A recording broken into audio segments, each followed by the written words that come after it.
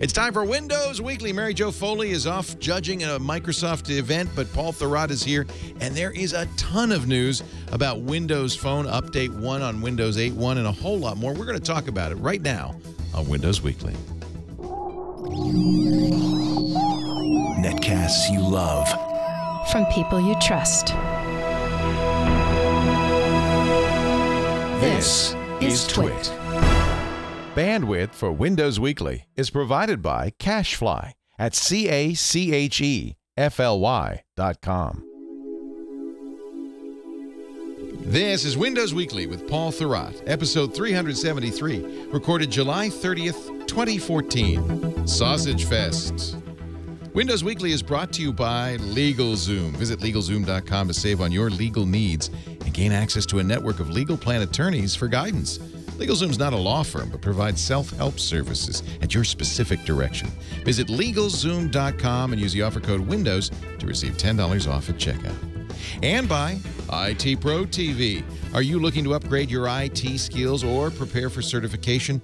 IT Pro TV offers engaging, informative tutorials streamed to your Roku, computer, or mobile device. For 30% off the lifetime of your account, go to itpro.tv/WW and use the code WW30. And by Harry's. For guys who want a great shave experience for a fraction of what you're paying now, go to harrys.com. Get $5 off your first purchase by entering the code WINDOWS when you check out. It's time for Windows Weekly, the show that covers Windows and all its companions. Well, there's really only one product now for Microsoft. One Windows to rule them all. Mary Jo Foley has... Hey, that's Paul Thurrott. Paul Thurrott's here. Hey, Paul. Now we have one host. Well, we figured if there's one Windows, what do we need two hosts for? No, Mary Jo has a week off. She will be back next week, I promise you. But Paul is here, and it's kind of like the old days. For how many years did we just... It was just you and me for many You keep asking this question. You think I'd be able to pull this one right off the top of my head. I want to say it was 2006. Yeah. Yeah, it's been a long... It's right? Or 2007? No, 2006, I think. This was one of the early shows. Right as Vista was coming out. Yeah, Vista was coming out. That tells you something right there. We were still using Windows XP. We got off to a great start when you think about it. Yeah. Here you go, Paul. Talk about this. It's been all downhill ever since. No, I'm just teasing you. We've had our ups and downs with Windows, but yeah, oh well. What the heck? It's a good beat. You know, when I did the interview with Mary Jo Foley last week on triangulation, I said, do you ever, wish you had a different beat? Because she focused on Microsoft back in the early 80s, in 83. Yeah. And has never left. And she said, no, I really actually like this beat. And there was a time when it might have been kind of dull for a while. Not now. There was, well, I went through phases with Microsoft over time. And of course, people who have been reading my stuff for a long time know that I was an Amiga guy and a Commodore guy. Before that, I looked down on Microsoft and its software. I scoffed at Windows, the early versions of Windows 3, 3.1. I was not impressed by this stuff. And, Windows, I'm sorry, I should say Office, I guess it would have been like Office 6, when Windows 95 kind of turned me around and all that stuff. And, for a while there, it was going really good. And then the antitrust stuff happened, and there was a lot written about that, a lot of internal investigations around that. And you find out some really ugly truths about the company. And that was a real moment of truth for me because I was completely unimpressed by this company's business practices. And so you kind of have that roller coaster effect. You go up and down. But it's the company, that gave us NT. It gave us, the modern versions of Windows. And they've done some great stuff, too. So Office and all that stuff. I mean, no one's perfect, I guess. And we're not yet in an era where you could talk about computing or technology even without mentioning Microsoft. I mean, it's still a huge part of this landscape. Yep. Let's start with the Windows Phone today. We'll save the Xbox stuff for later. Yes, let's. So I'm sitting here with my 1520 and waiting to see because I updated to 8.1 using that special trick you mentioned. Yes. All right. So now I have a long story for you. Uh-oh. So the official word from Microsoft was that anyone who upgraded to Windows 8.1 early with the developer preview would be slipstreamed right in when the wireless carriers released that software, and meaning that you already had 8.1, but then you would get upgraded to whatever the firmware your device maker would make, which in your case is Lumia Cyan, and then whatever carrier updates might come. So if I don't know if yours is AT&T or if it's unlocked or whatever. It's unlocked. But, it's unlocked. Okay, so I should get it AT&T, as fast as anybody, right? That's another gray area, actually. So the way this works right now My is phone's that, up to date, it says. Yeah, Microsoft is not pushing the update to the 1520 if you have the developer preview on it. And that is supposedly temporary. Oh, okay. However, if you want to get it now, there is a process you can go through, which I've written about a little bit. I actually haven't done a huge step-by-step guide to it, but I did write about it. If you look down, let me see. I'm seeing I have Windows Phone 8.1 version 8.10.1239.7.895. So if you look in the show if you look in the show notes under the second heading, the first link says Windows Phone 8.1 rolling out with Cyan. How do I even know? It doesn't say Cyan here. I mean, oh no, it won't say it there. So if you back out of that, like hit the back button, scroll all the way down to the bottom. This is my favorite part, where Paul helps Leo. Yes, and extras and info. Extras and info. That will tell you the. That's in here. Black. In your case. Yeah, which is so is that what I want? No, you want Cyan. Damn. So, if you look at the show notes, the second hyperlink on the whole page, it says Windows Phone 8.1 rolling out with Cyan for Nokia users. Yeah. That is the story that I wrote about AT&T rolling out the Lumia Cyan and Windows Phone 8.1. Yeah. Since I wrote this article, it's also rolling out to unlocked phones and everyone else. Yeah, because I'm on T-Mobile with an unlocked one. So. But if you scroll down, it explains that people who are on the developer preview are not getting it. Yeah. And it explains how you can get it. And basically what this involves is using a Nokia software recovery tool to put your phone back to its factory settings. You said I wouldn't have to do that. You know, people say that to me, and I did say that, but Microsoft said that. I mean, I repeated it. This is what you get for being the mouth of Sauron, Leo. You know, it's like people, you know, like, I'm just the guy on the horse. I didn't, you know. Yeah, no, I can handle this. How do I get this program? Do I have to go online? Be a link there. But the steps are, it takes a little while to do it, but the steps are actually fairly simple. Wait a minute. I have to do this through a Windows machine? Yes, I would think it's only Windows. Yeah. Okay. Well, just gonna put this back. Or you can just wait. I mean, it's going to come. Will it eventually? It'll do it automatically eventually. That's what they're saying. Again, when that doesn't happen, I don't want you to come back and say, "But you said," because you know Microsoft said that. So is this just Nokia that we have to worry about, or other phones? So none of the other phones have been updated yet. So it's not clear if HTC is putting out firmware updates on their phones, or if Samsung is, which I would be shocked, but you know, you never know. I mean, at the very least, what you're going to get is some package from the wireless carrier that will include some stuff. And I noticed on AT&T what it was a bunch of crappy apps, and so nothing important. And by the way, the nice thing about Windows Phone is you can delete all of that stuff, so you can get rid of it. But on Nokia phones in particular, you really want the firmware update, because Cyan is in fact a big deal. Yeah, and there's a lot of really good features there. So there's no way to reset the phone within the phone. You have to put this software on a Windows PC. You can, but if you use the phone software, you're just going to go back to whatever version's already on there. I see. And so what this does is it puts it back to factory, which in your case would be, you know, Windows Phone 8 with whatever update. And then when you check for updates, you'll get update 1 because now it's available. Got it.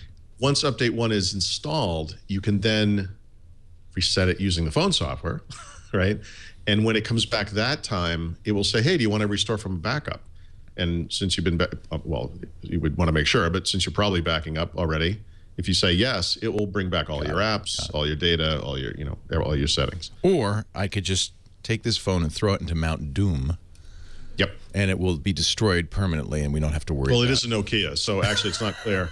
Oh, it may not. That could, in fact, is this is for all Nokias, or just the 1520, or? Well, the 1520 is the only one that is getting it broadly. I think there are a handful of other Lumias, not in the United States, but around the world, that are getting this update right now. But so far here and broadly, this is the only one that's getting it. And so Cyan is the thing I'm missing, really. But that's all right. I can live with it until. It enables a couple things. I mean, in addition to just the features you get in Cyan, there's a lot of camera improvements, for example, which is really neat. There's a little effecty type things. There's like a kind of like a fade-in effect that occurs in the lock screen, and this little things. It also enables a new generation of Nokia apps, and I'm sure some of them actually are available on the old version too, but some of the features in those apps will take advantage of things that are in Cyan. Sensor Core is one of them. There's some Bluetooth functionality.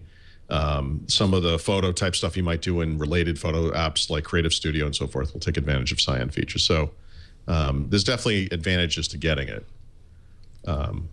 So someday, someday you'll be able to get it. Somebody in the chat room is saying that the Cyan update killed his battery life on the 1520. Have you heard rumors about that? No, right. But that doesn't mean it isn't happening. Right. I haven't seen that yet myself. Right. No. China is getting Windows Phone 8.1 Update 1.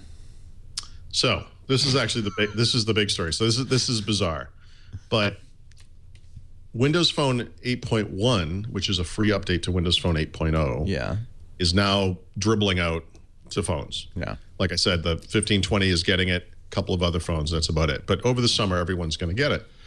So of course, Microsoft took this week to announce the next update to Windows Phone, which is what they're calling the Windows Phone. I actually miswrote it there. It's the Windows Phone 8.1 update, which they're naming update to kind of match the Windows 8.1 update, but is in fact actually called Update 1, and there will be an Update 2 and an Update 3 and all that kind of stuff.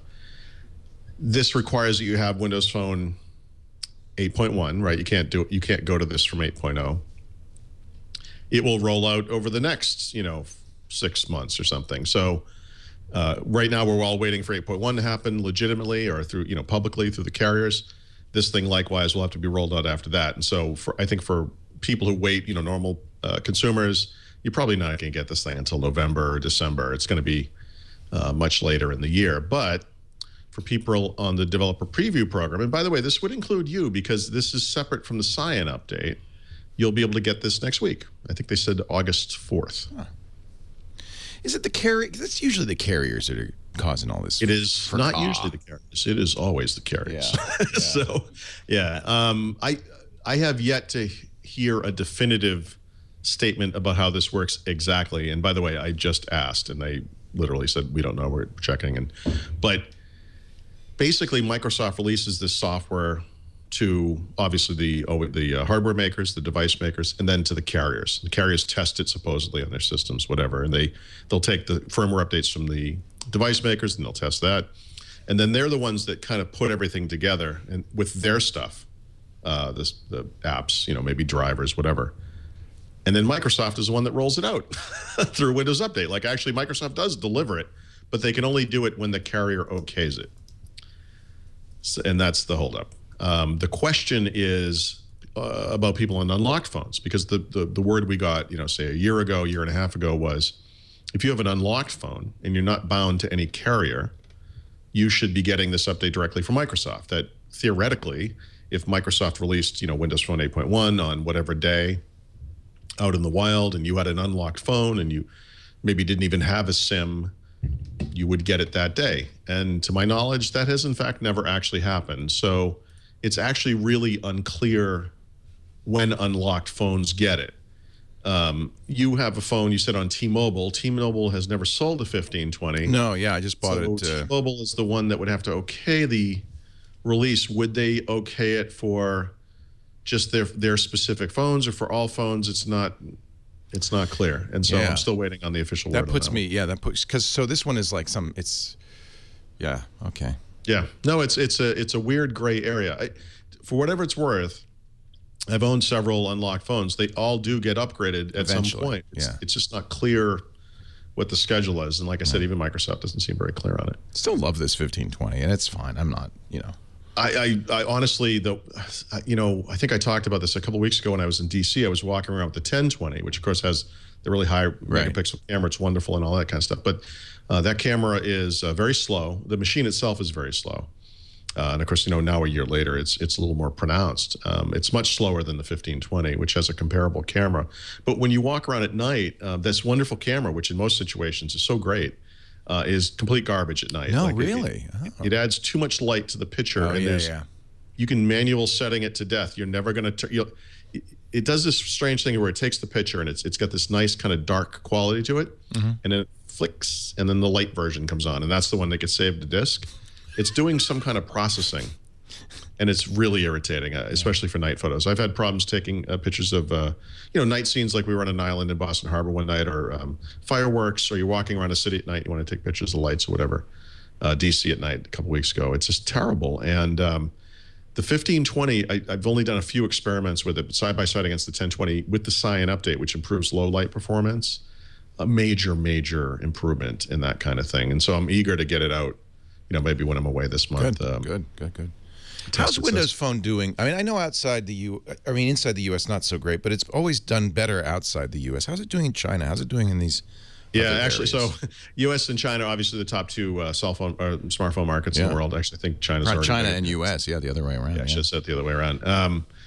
These are the two markets actually that Windows Phone is not doing well in at all, and that's really interesting because without knowing too much about how the world works, you'd have to think they're going to have to do well in one of those markets to succeed, right? Right. Because they probably represent half or something of the market or whatever it is.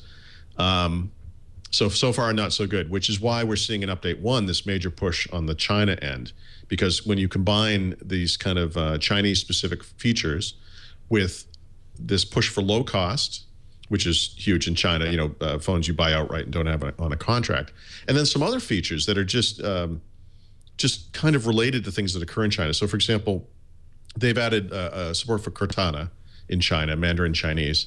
There's an optional UI where it has like a little alien-looking face, but the point of it is that it has eyes, and those eyes can be expressive. And apparently that's a big cultural thing in China, that they want to look at something and they want to see it react, really? and that's important to them culturally. Interesting. So they've added eyes. Yeah, but it even supports features that just don't seem obvious at first that are important to China. So, for example, the biggest mobile carrier in China is China Mobile. Right. China Mobile actually supports two different network types. They have one that's on GSM and one that's on CDMA. I believe they're probably migrating from CDMA to GSM, but they have both at the time. At this time, we know that dual SIM phones are a big deal in emerging markets because people like to switch networks. But to date, all of the dual SIM Windows phones have been two GSM SIMs. For the China market, they're supporting CDMA plus GSM, so you can have one of each. And what this allows someone to do is be on China Mobile, the biggest carrier in the biggest market, and be on the existing plan that they have, and then later move up to the more expensive and faster plan and have their existing phone just work because they can just switch SIMs. And or they could even do mix and match. Some people have like one SIM for work and one for home, and maybe work pays for that stuff or whatever it is.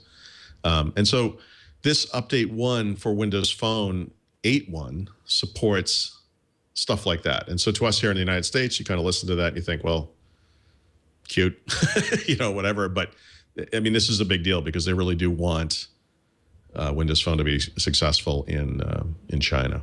Non-trivial making Cortana work in Chinese, I would guess. Yeah, I would think so too. Yeah, I'm curious about that.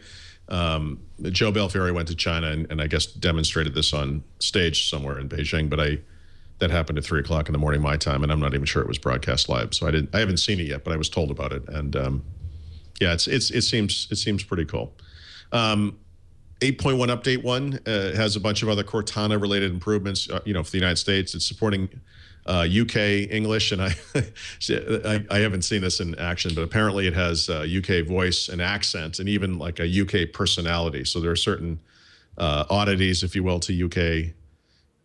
Let's face it, people from the UK are kind of messed up, right? I think weird. They're just, it's just, they're not even really. They don't want eyes. They want teeth on Cortana, and that's just strange. Right.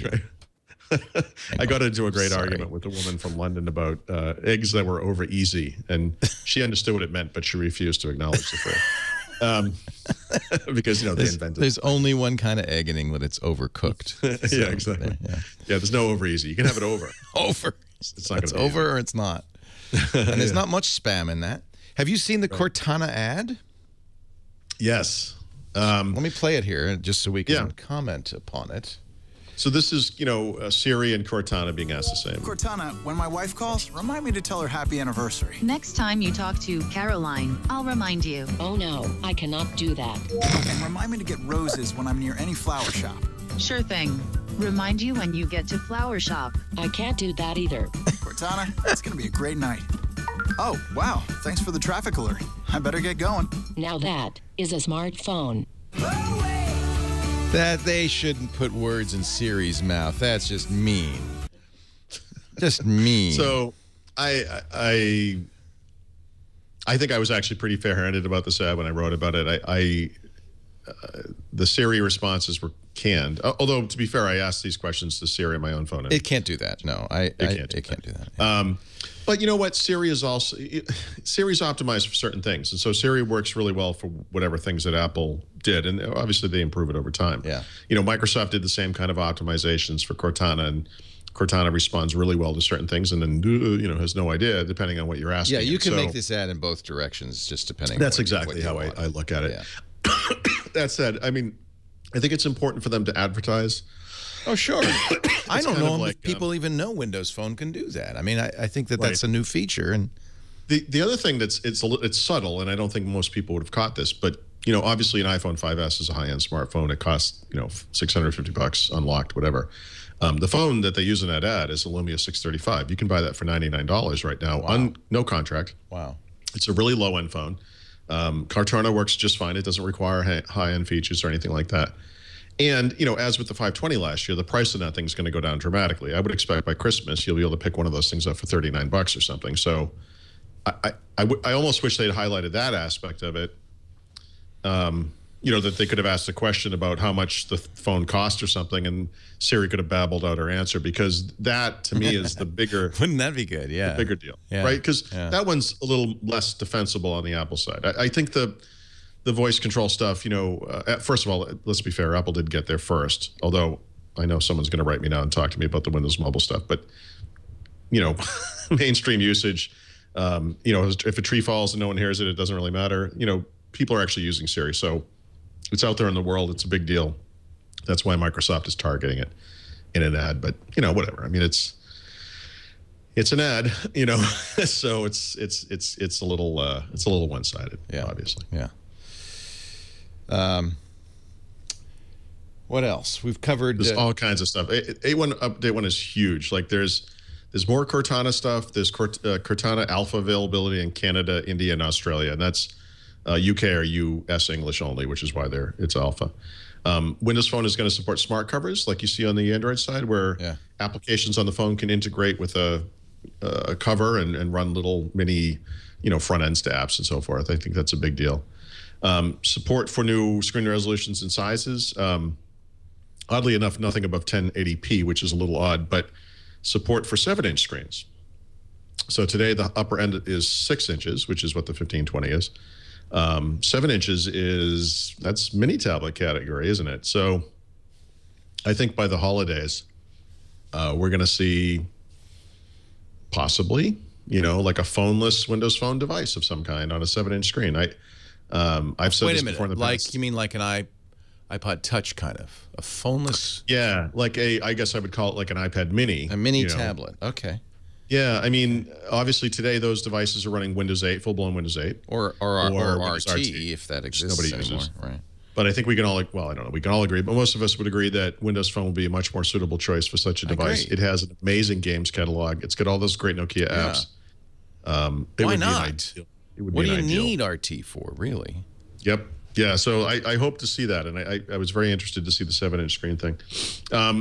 They're going to have live folders, which work just like folders in iOS or Android, if you're familiar with how that stuff works. You drag an icon onto another icon, it opens up, you give it a name, you can have photography and productivity and whatever you want to do in there. The only difference is that these are live tiles, and so you can resize the folder tile as you can with any tile, and it's live. And so if you have live tiles inside of it and they're giving you notifications, those notifications will come through the live tile of the folder. And so it's kind of a same thing as before, that other people do, but with that cute, kind of Windows 8 touch on top of it. They're fixing Xbox Music. I think we hammered this to death a couple weeks ago, but let's just say that Xbox Music on Windows Phone 8.1 is not good. And they've heard the criticisms, and they're going to work on that. So somebody pointed out to me that one of these features, which is like a live tile that has like a now playing type display on it, was available in Windows Phone 7, which I actually don't remember, and I'm sure that's true, but that kind of gives you an idea of how far this thing has fallen, because now they're putting back features that were there 4 years ago. So they'll get there. Some of the stuff, though, so there's a bunch of stuff. I guess we don't have to go through the whole list, but I do want to highlight a couple of things that are kind of unusual and I think will be interesting to people, because there are kind of these enterprise type features that, when you think about them in isolation, could benefit end users, right? One of them is like a VPN. And so people use VPNs for work so that they can access a private network over a public internet, usually.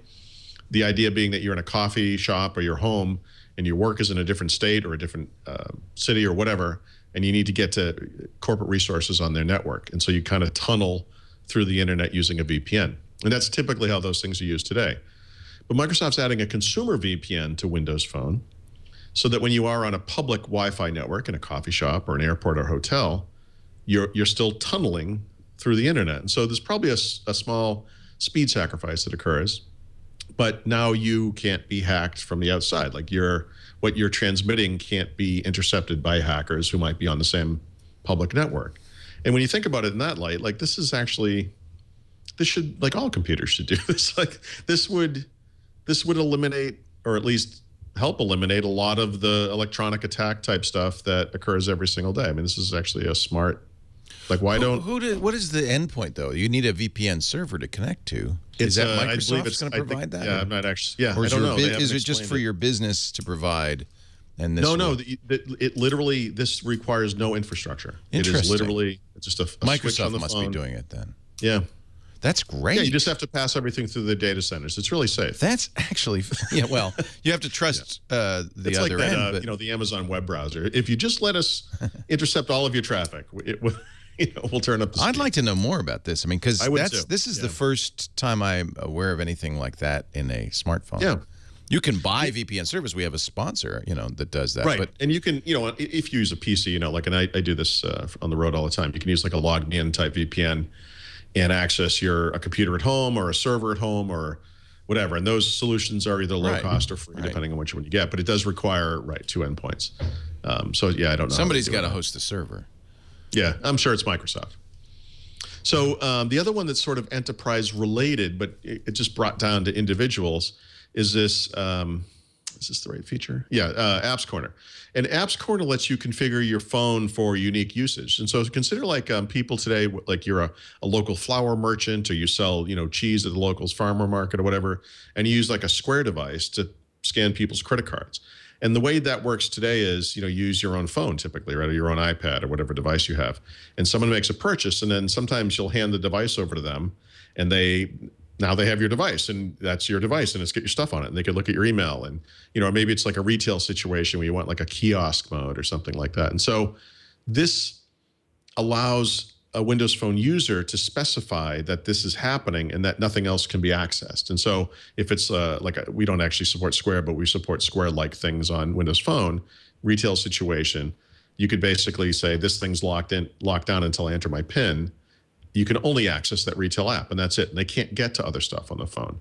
Or maybe you want to set up a kiosk or like a retail point of sale type thing, and same deal. You don't want people getting into the other stuff on the phone. Or maybe it's a kid's phone, and you just want to say, look, you can access these apps, and that's it. And here's your start screen, and these are the apps you get, and you can set it up like that. And so it's kind of an extension of the parental controls functionality in Windows Phone in that sense. But it's really, again, designed for really small businesses or individuals who just don't have the kind of mobile device management functionality that you might have in a big enterprise or whatever, and gives them some control over this stuff in ways that, I think people will find really useful. So that's kind of a cool one too. Trying to see if there's anything else in here there's so much stuff. It's, wearable devices will be able to send notifications to the phone over Bluetooth, which is something you see on other mobile platforms. That high voltage charging support. So there's a Qualcomm quick charge standard that's, I guess, charges existing phones very quickly, will be supported. And, that kind of stuff. So there's a bunch of stuff like that. But it's I like the eyes on the Chinese. Yeah, the little.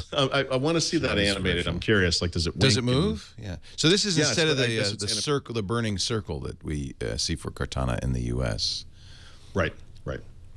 And I guess this is China only. Although they say they're not going to use the same voices. Obviously, they're not going to use the same voice in China or in England. So right. Yeah, I wonder if they are using the same woman and they're having her, speak in different languages or speak with an accent, or if they, I don't know how they handled go out that. And get some other person. Yes. To do it. I'm really curious about this VPN. I've been searching around on TechNet and stuff. I can't really seem to get any clarification. They literally just announced it, and there's no. This might have been. Did they even announce it in the blog post? I'm not sure. Because of course, before update 1, you could use VPN, but you'd have to configure it to to go to your work VPN server. Yeah, and Windows supports like kind of a VPN functionality, but it requires certain kinds of VPNs, and it does require that endpoint. It's something that your business would. Well, they always will. Somebody's going to be running a VPN server somewhere, and your traffic will emerge from that server. So, it's kind of not irrelevant where your traffic is going. Right. I'm very curious. We'll find out more. Hey, let's take a little break. Paul Thurrott is here. Mary Jo Foley has the week off. We're talking about Windows. There's lots more to say, including a big update for Xbox, I hear. We'll find out about that. I've been playing Destiny. Like it. Yeah, how do you like that? Love it. Yeah. It's another first-person shooter, but it's a fun one. Right. I'm not sure how I would characterize it as different. It's from Bungie, so it's very Halo-like, Yeah. So, is it Call of Duty, though? Because I really like Call of Duty. Yes. It's not called Call of Duty. It's called Call of Duty Destiny. Yeah. Oh, that sounds good. That you'd get. That I would get. Yeah. Our show today brought to you by LegalZoom.com. If your destiny is to start your own business, LegalZoom's there to help. LegalZoom will help you get the legal stuff done that you need to get done to make your business work, whether it's an LLC starting at $149 plus the state filing fee, or an incorporation, S Corp or C Corp. I did that at LegalZoom, and we're still using those papers we set up in 2005. They help you set up to a registered agent in the state and all the details that you need. Trademarks too, very important. Even if you're just a blogger and you've got a clever name for your blog, you don't want somebody imitating that. Trademarking is easy, it's simple, and with LegalZoom.com, it's affordable. LegalZoom's not a law firm. It's better in a lot of ways. They provide self-help services at your specific direction. If you're like me, when I was first starting Twit, first of all, I didn't have the money for a law firm, but I also kind of wanted to, do my own thing. LegalZoom helps you do that. And as far as your family goes, most Americans don't have a will. I do not know why not, but you really need to get one. You don't want the court to say what happens to your property, your kids. Don't put it off. You got a will? Uh-oh. Go to LegalZoom.com. It's not too expensive, $69, very affordable. Doesn't take much time. You walk right through it. And with their guide and help, it's so simple. LegalZoom was developed by some of the best legal minds in the country. They make it painless for you to get the help you need. In fact, they've been doing this, helping people become legally protected for over 13 years now. It's their mission, it's their passion. August is National Make-A-Will Month.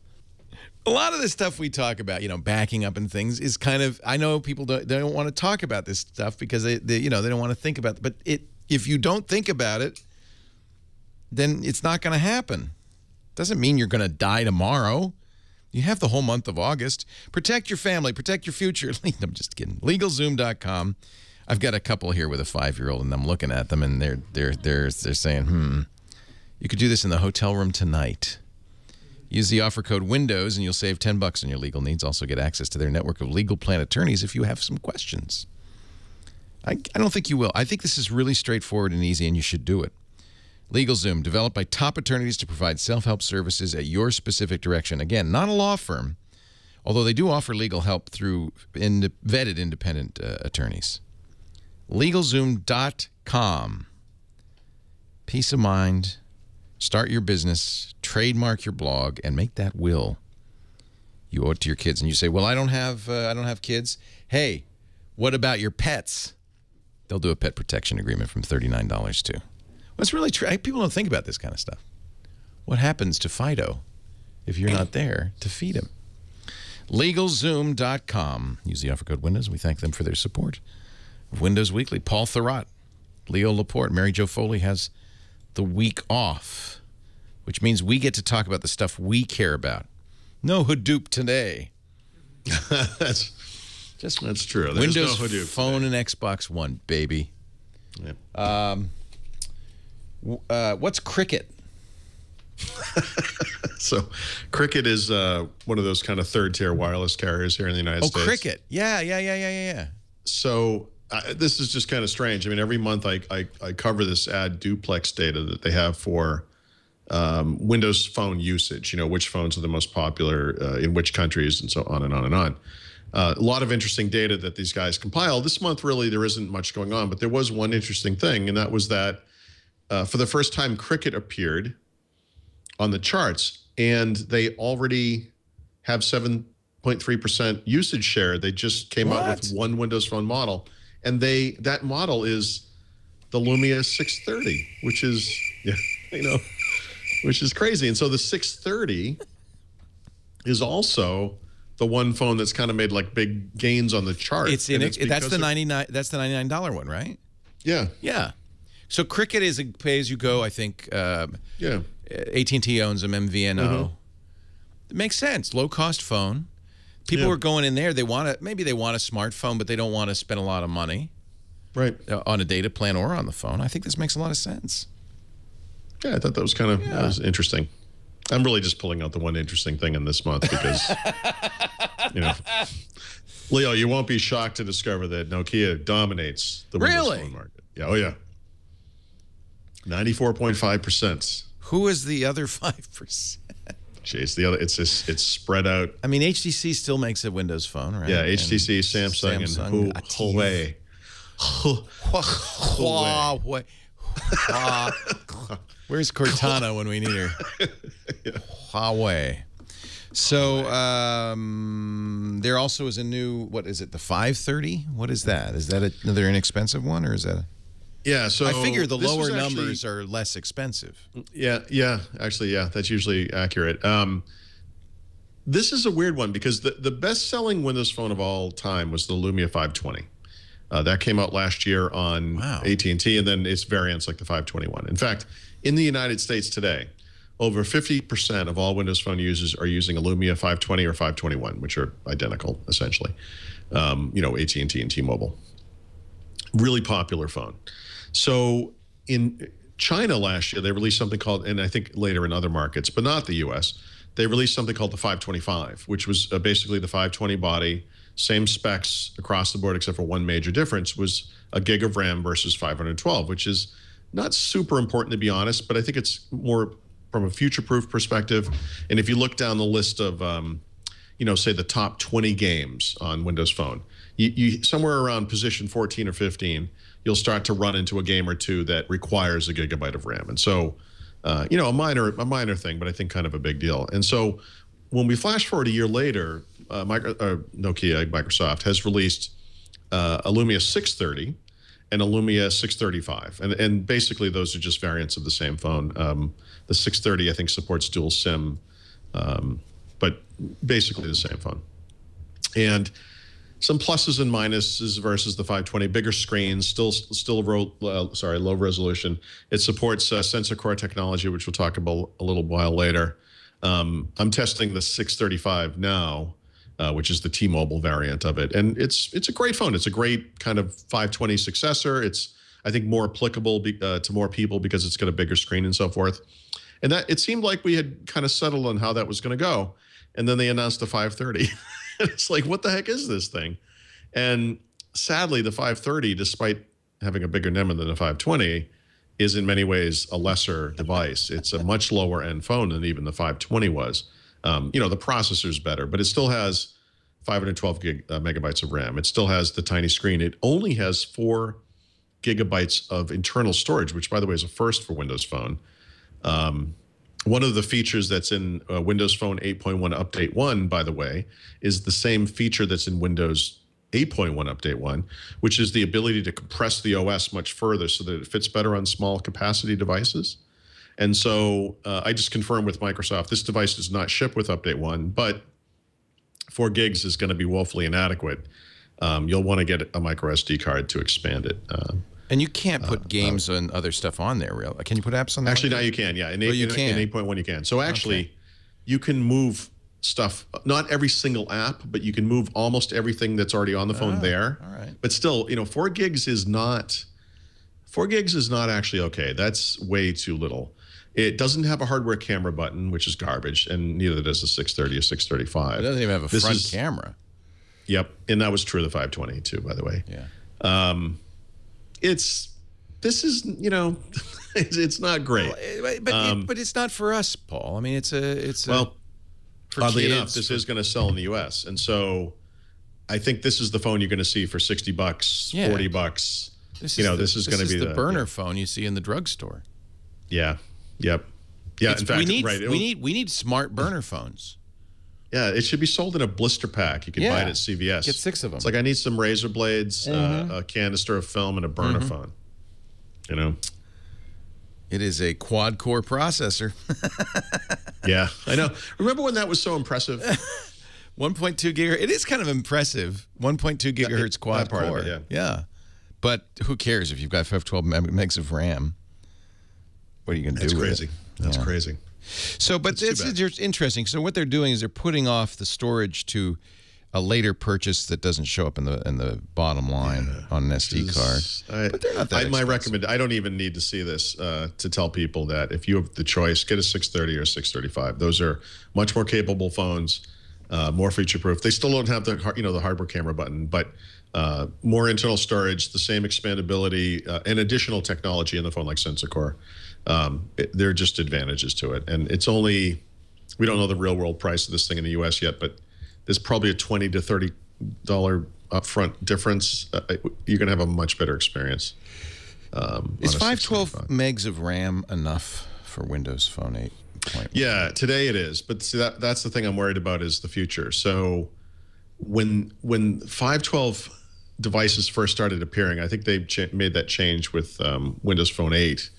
There were a bunch of apps and games in the store that did not support that low level of system resources because, no one had to kind of custom tailor their apps for that.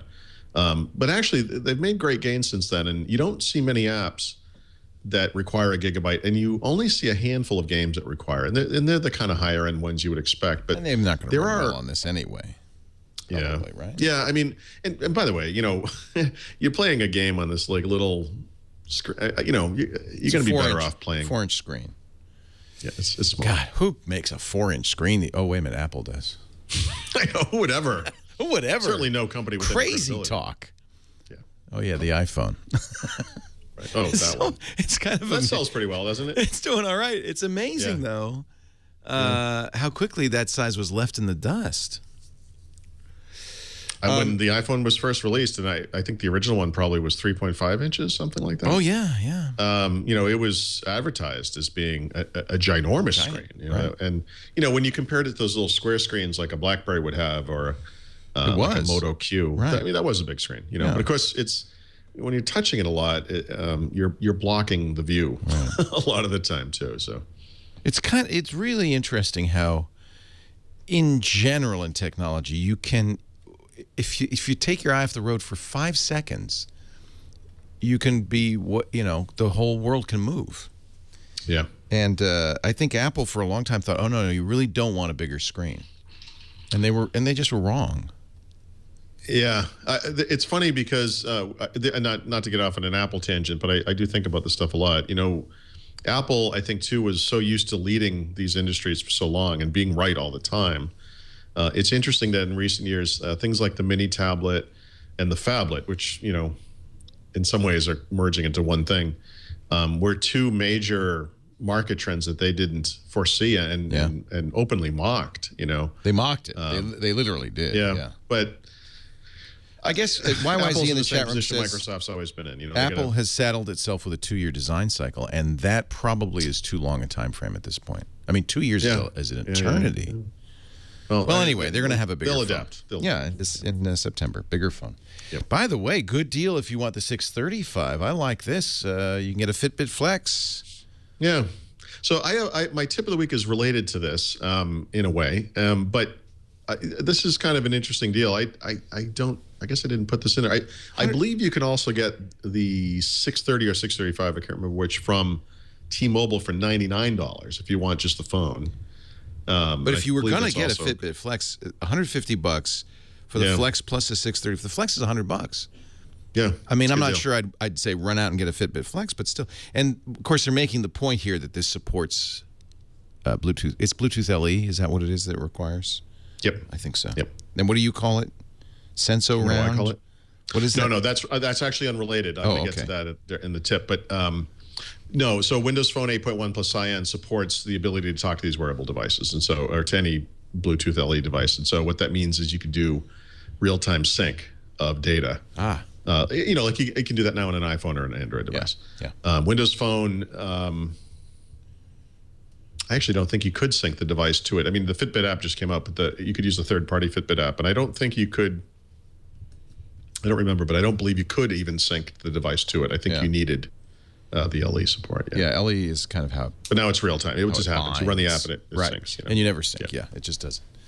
This is exciting. There's an HTC. I didn't see this HTC event in August. And do you really think it's going to be a Windows phone? phone? So there's been a lot of rumors about this, and I got invited to this, and but the interesting thing about this is all the Windows guys got invited to this, which is why I think this is a Windows phone event. Well, that combined with the rumors, and so unfortunately, I'm going to be away. I'm in Barcelona when this happens. I think it's August 19th-ish, but the rumor is that this is going to be the HTC One, the M8 version with Windows Phone. It's going to be the same exact. That's sweet. The hardware platform is fabulous. And this is the thing I've been calling on phone makers to do for years. You know, in the past, HTC would take one of their phones and they would change the body, but they would use most of the internals and they would call it something else. And I thought, well, you know, you can do that, but that's a lot of work. And what we really want over on the Windows Phone side is that phone, but running Windows 8, Windows Phone 8. And so I think that's what this is going to be. So stay tuned for that. It's about 3 weeks from now. The invites just went out. So I'm going to miss. Mary Jo's going to go. Daniel Robino will go. Oh, good. And I'm sure I think Brad might be going. There's other people going. So what's the date it should on be August 19th. And we will. Okay, good. That's good. And we'll cover it. We'll probably cover it live if we can. Is it in New York that should be a good one. Is it in New York? Yep, New York City. Yep. Yeah. 19th is a Tuesday. All right. I'll make a note of that. Yep. Very, very interesting. Yeah, that's I would have liked idea. to have gone to that. Yeah. Is the 8X is really a repurposed Android device, isn't it? I believe that the 8X is the original HTC One, or what was the the one before the M7 before that. Yeah, whatever that was. Yeah. I think it's the same. I think, but you know, and I Mary Jo and I went to that event where they announced the 8X and the 8S, and that would, of course, would have been 2 years ago, something like that.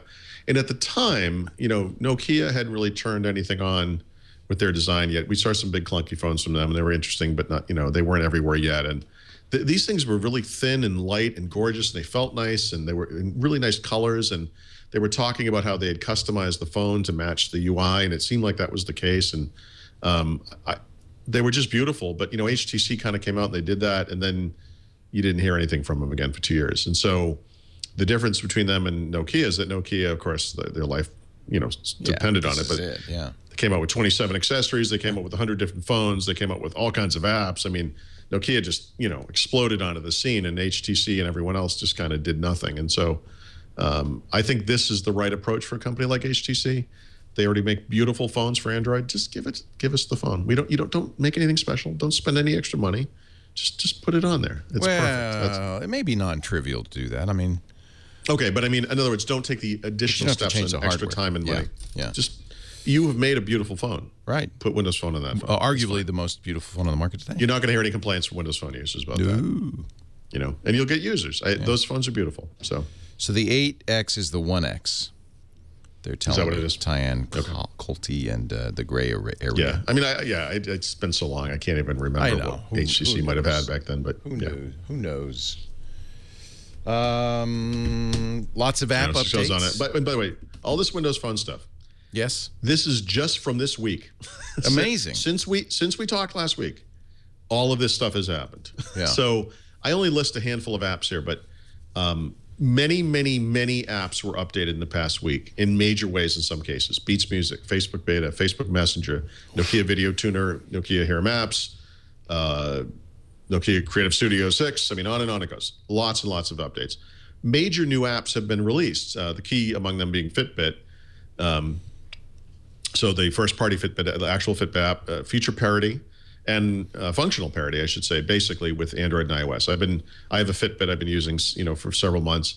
You can update it on a computer, which is kind of garbage. You got to use a dongle and all that stuff, or you can update it on a smartphone. So if you have Android or iOS, it just syncs. You run the app and it syncs. It's great.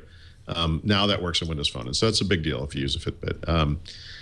When Microsoft announced Windows Phone 8.1 back in April, one of the things they talked about was this low-level support for lock screen apps that was in the OS, but it was going to require apps. And they were going to release their first app sometime in the coming months, and then they were later going to open up those APIs so third parties could release lock screen apps. So they put out that app. It's called Lock Screen Beta.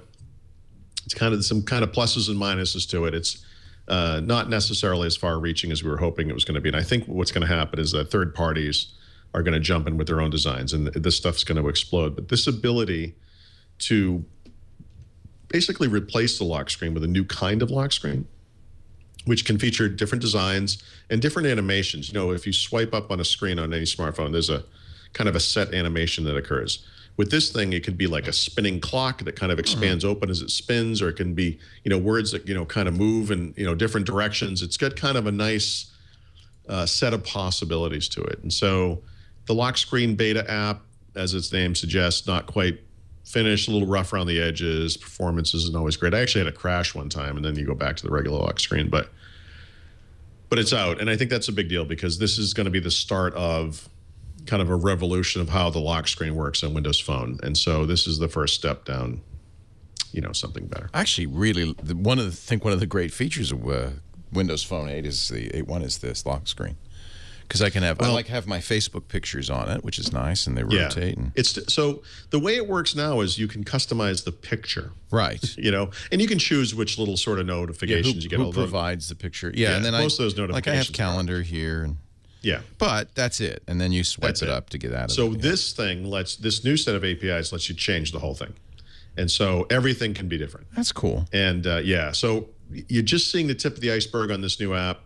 The APIs will eventually be made public, and then anyone can do this, and I think that's when it's going to explode. So again, baby steps, but what is it? Not 6 months, 4 months or whatever since April. We're getting there. Yeah. And then just the last, but not a big deal. But Nokia this year has announced a bunch of little hardware-y type devices. They have like a Nokia tag device for finding Bluetooth stuff. They have a device hub app in the phone now that lets you manage the devices you connect to with your phone and find the apps that work with those devices, which is actually kind of cool. And they've always done a really good job with portable wireless speakers. They don't actually, make them themselves, but they sell them, with their name on it.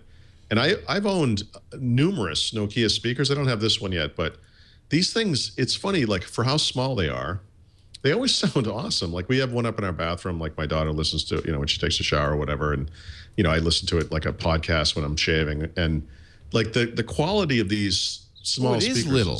When you put it next to the phone, it's teensy. Yeah, they're really, but they're like really a matchbox. Nice. Yeah. They sound really good. And it's NFC, so you just tap it, the phone to it, and it pairs it up. Right. I like If you don't have that. NFC, you can use Bluetooth, obviously. But or you can plug in a that. wire. It does all that stuff. I think it still uses Bluetooth as NFC just does the pairing. Does the pairing, that's right. Look at you being the only person on earth beside me who understands that. It's just the two of us, Paul. It's a handshake, okay. Leo. Yeah, it's a It's handshake. a virtual handshake. Yeah. I don't know what phone this is. This looks like the 512. I mean, it's probably a 630. It's not a big phone, and this is tiny. This is what, like 1 inch by 2 inches? Yeah, that's a 4.5 inch screen, 4.7, something like that. Yeah, tiny. Yep. 1.5 inches high. It weighs 6.3 ounces. And you're saying that has decent base? Yeah. And it comes in lime green. Yeah, orange, so these are like the lemony 2014 Nokia colors, Yeah. So it support you buy like an orange or green phone or whatever. Oh yeah, matches your phone. Match it, or you could get the other one and just have kind of the cool contrast. Good price too. $50 is good for a Bluetooth speaker. Yeah, yeah, with NFC too. No, I mean, it's not bad. All right. We're going to talk about Surface in a moment when we come back. Paul Thurrott is here, as you probably could tell. Mary Jo Foley, if you're listening, no, she's not fast asleep. She's just not here. I'm not just talking over this time. She's literally not here. She's literally. We should just put up a screen of her snoring. Sure. And then she'd be here. And every once in a while, she can just occasionally try to get a word in edgewise. And our show today brought to you by our friends at IT Pro TV. I love this company. They partly because they have paid homage to what we do here at Twit by creating a Twit-like environment for learning IT, for getting ready for those IT tests to get your certification. So I really like this idea. It's an easy, entertaining approach to online training, and affordable. I think they should emphasize the affordability. Now they're on air right now. I see the red blinking light on their page at itpro.tv/ww. I'll play it right now, and you can see what they do here. Tim and Don and the gang, and they have a lot of different trainers. The set kind of looks like the screensavers. Wait a minute. There's a Leo bobblehead over his left shoulder. Now I know they're serious about copying me, even down to the Leo bobblehead. But what's fun is you could put this on your Roku. You could watch it on your tablet, your desktop. If you subscribe for a year, you can download it and watch it on the airplane. Let's press play again. And notice, by the way, they've got a chat room going, so you can join people in the chat room, ask the instructors questions as they go. It's the same kind of interactivity we have here. And what do they cover? Everything. Everything. Here's the course library. Go to the free content so you can see sample episodes and look at some of the classes. But they do the CompTIA, Prep for CompTIA's A+, Net+, Security+, the CASP classes, Strata, Linux. They've added those in the last couple of weeks. Microsoft, you can get your MCSA, your MTA, your MCSE, Cisco certs. These new ISC squared security certs. They have a great trainer doing their security stuff. It does not have to be boring to get. Oh, look, they've added some Office courses: Word, Excel, Access, PowerPoint, Outlook, Link, and there's also Mac stuff that's in production right now. VMware. They're really expanding. IT Pro TV. You get to interact directly with the hosts during the live chat, web-based Q&As to specific topics. They break down all the courses by page, by question, so you can study for that part of the test you're worried about. One low price gives you all-access membership with daily updates. It is such a great deal. It starts at $57 a month.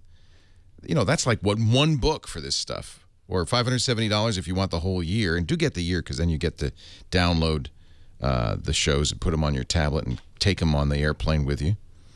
You can also take the Measure Up practice exams. That's included free with your subscription, worth $79. Virtual Machine Sandbox Lab environment lets you practice hands-on with any HTML5 browser on any OS. I could actually launch I don't want to get involved, but I could launch the lab, but you can see the servers, you can see the clients, set the whole thing up. So you can really practice this stuff without risking your own machines. These guys are great. They have over 10 years of experience in IT learning, and they've just done, I think, a spectacular thing that's easy and affordable. And I mentioned $57 a month, but if you use the offer code WW30, you'll get 30% off your subscription, and that's not just for a month or a year, that's forever. That makes it $40 a month, $400 for the entire year.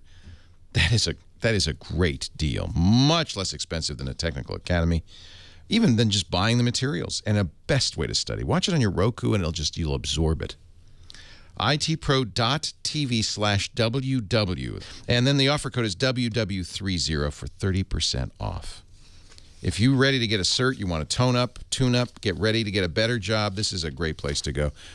Or just for fun, if you really love IT. itpro.tv/WW and use the code WW30 to save 30%.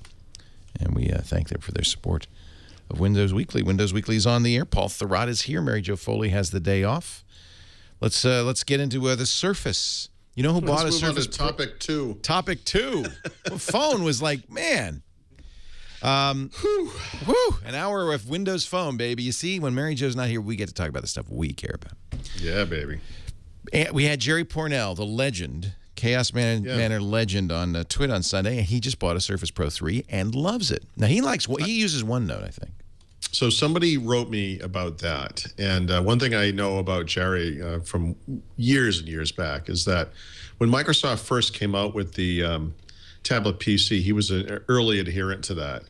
And he bought one of those compact Transmeta-based tablet PCs. He bought really? Wow. It was a gorgeous machine, but was slow. It was like horrible. Glacially slow. It was awful. Yeah. And by the way, he used that thing for almost a decade. You'd see him at Comdex. You'd see him everywhere. Every time I saw him at a show, he had that thing. Probably not a decade, 5-7 years. He didn't use it at home, but it was his travel thing. Yeah. Yes, and he would write on it, and I mean he loved that thing, and so. Someone had written me and told me he was on Twit and was talking about the Surface Pro 3, and I have to say I'm not surprised to find out that he loves Surface Pro 3. Although I have to wonder whether he must have terrible vision now. I mean, I hope he can. He said he can see it. The other thing he is, and now here's a guy, and if you don't know the name Jerry Pournelle, of course, great science fiction author. He taught aeronautics. He's a brilliant guy, psychology, but he also wrote the column that inspired me to get into this business. Yep. In Byte magazine, it was called Chaos Manor. He's one of two guys that are the reason I do things the way I do things. Exactly. I mean, me too. Yeah. Because he was user first. He was the ultimate user. He was the user. I have some great. Yeah. I have boxes of Byte magazines, and I have.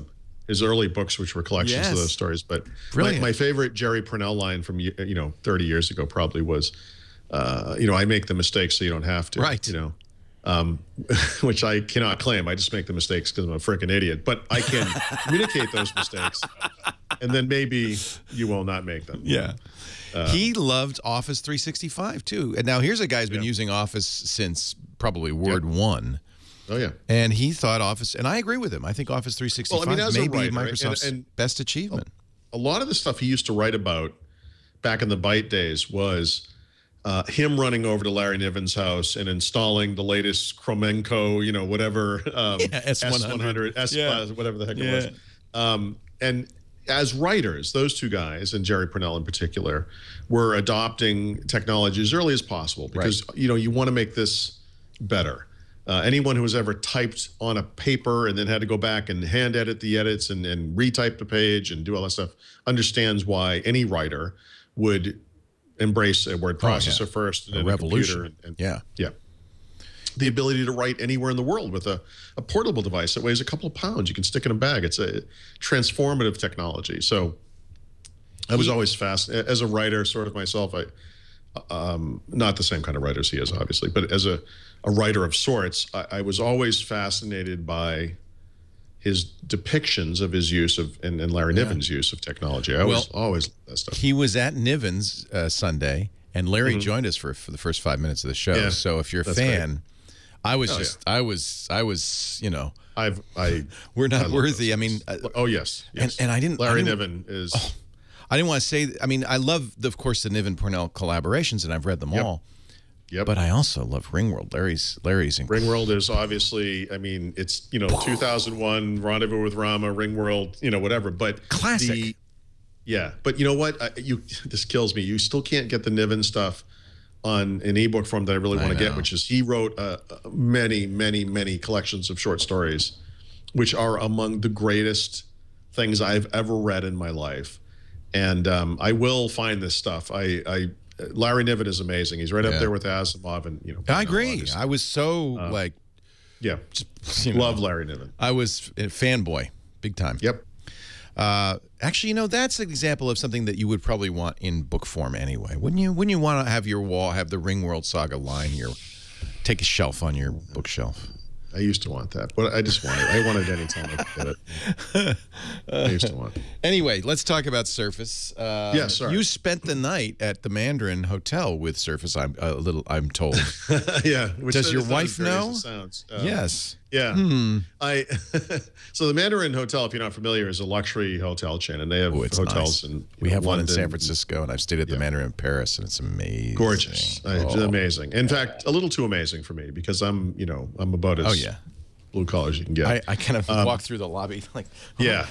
Really, I'm staying here.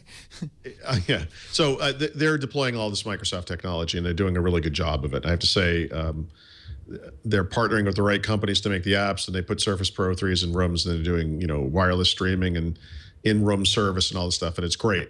The hotel is fascinating on another level because it's just so nice. And, JFK showed me my room, and that was weird. And then, it's just such a nice high-end kind of experience. It's not the type of thing I don't usually go to a spa, when I stay in a hotel. But, the way they you did don't this get a was- mani-pedi? Come on, Paul. No, Leo, remember, last time that very trip, I stayed in a hotel where I was drying my shoes in the bathtub like a homeless person. They came home in a plastic bag and smelled like wild animals. This is how I travel. So, no, not usually. You put your shoes outside the door, and they said, "I'm sorry, Mr. Thurrott, we don't shine cardboard shoes." But yeah, nice try. We would light these on fire, but we're pretty sure they wouldn't catch. Soggy. Yeah, they're a little wet, smelly. Wow. Yeah, the bomb sniffing dogs probably would have went nuts. I got lucky that they went at the airport. But that's a nice hotel. So you didn't do a spa treatment. No, but I checked out the technology stuff, and what they're trying to do is offer people another option. And I think of technology in hotels like I think of technology in cars. That airbags and all that kind of stuff. It's going to happen in Mercedes first, and then it makes its way down to Ford, and hopefully in the next decade the hotels I stay at will have this stuff. But they're doing something neat there, because obviously some people will want to pick up a phone and talk to someone. But some people might want to just get on there and say, yeah, and look at a menu and say, at 6 o'clock in the morning, I want this kind of eggs, and I want this, and blah, blah, blah. And, you can get your shoes shined. You can do that on the phone? Yeah. It's a big LCD screen? But now you can do it on the Surface. Oh. Do they put a Surface in the room? Yeah. So there's a Surface Pro 3 in the room. It's locked down. You can still sign in with your account if you want to get access to your own services. That's cool. You can blast the screen up to the HD TV if you want to do that and watch movies and stuff. Oh, that's neat. You can order food. You can order other hotel services, learn more about the hotel, learn more about the area, all that kind of stuff. And the really, to me, from sort of a technological standpoint, the neat part about it is if you reboot the machine or if you just check out electronically, it resets. And it does it, by the way, it does it in about 45 seconds. I mean, it's like some crazy amount of, it's so fast.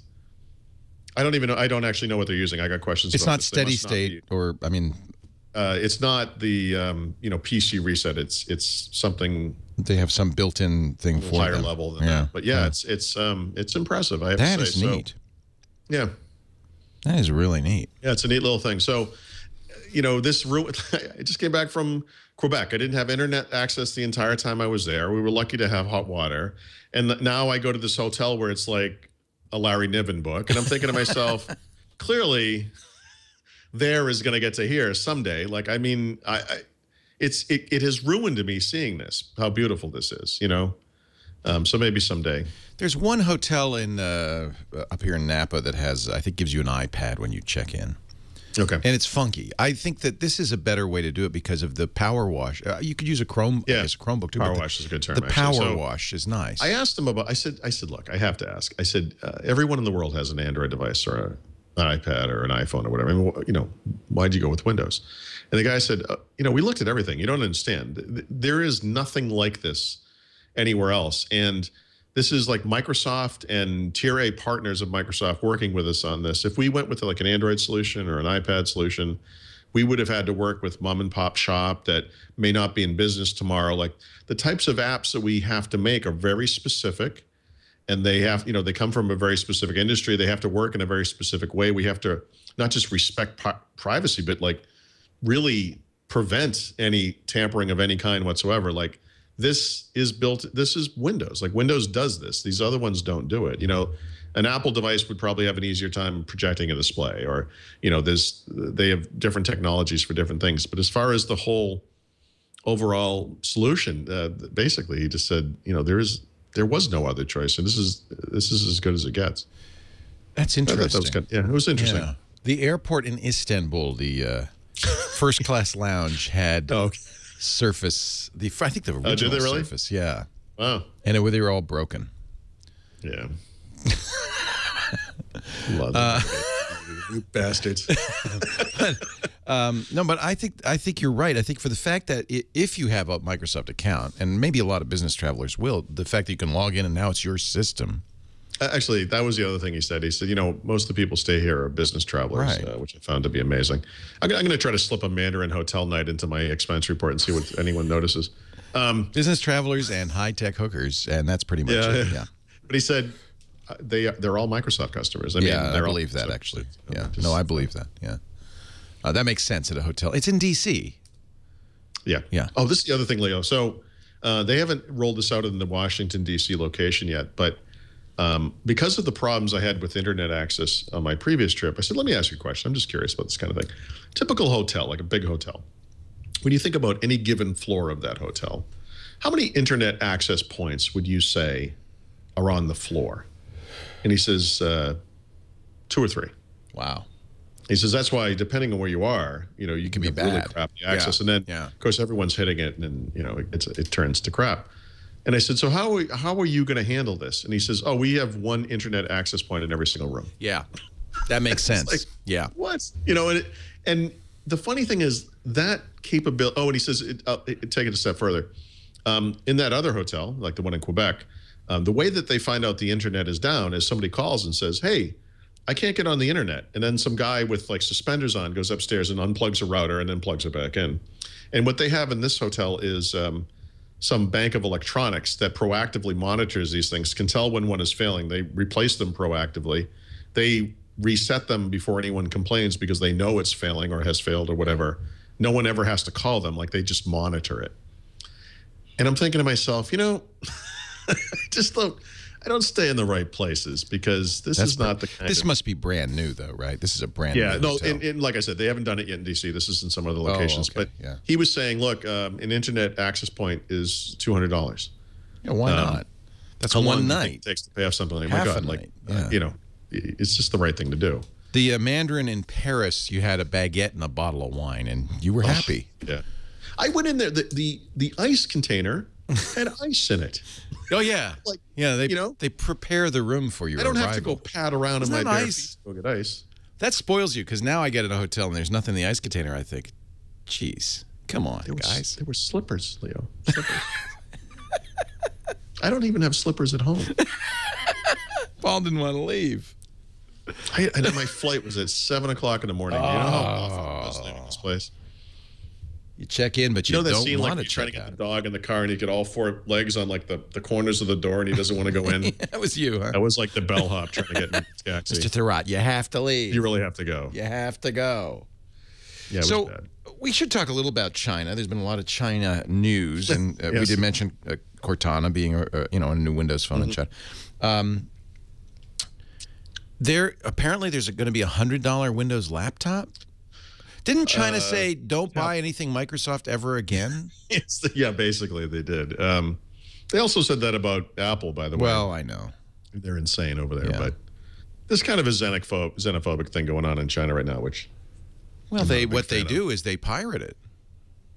Well, this is a country that is spying on everything American imaginable, not just the government, but also our corporations and all that kind of stuff. And obviously, we're spying on them too. I heard there were news stories about this.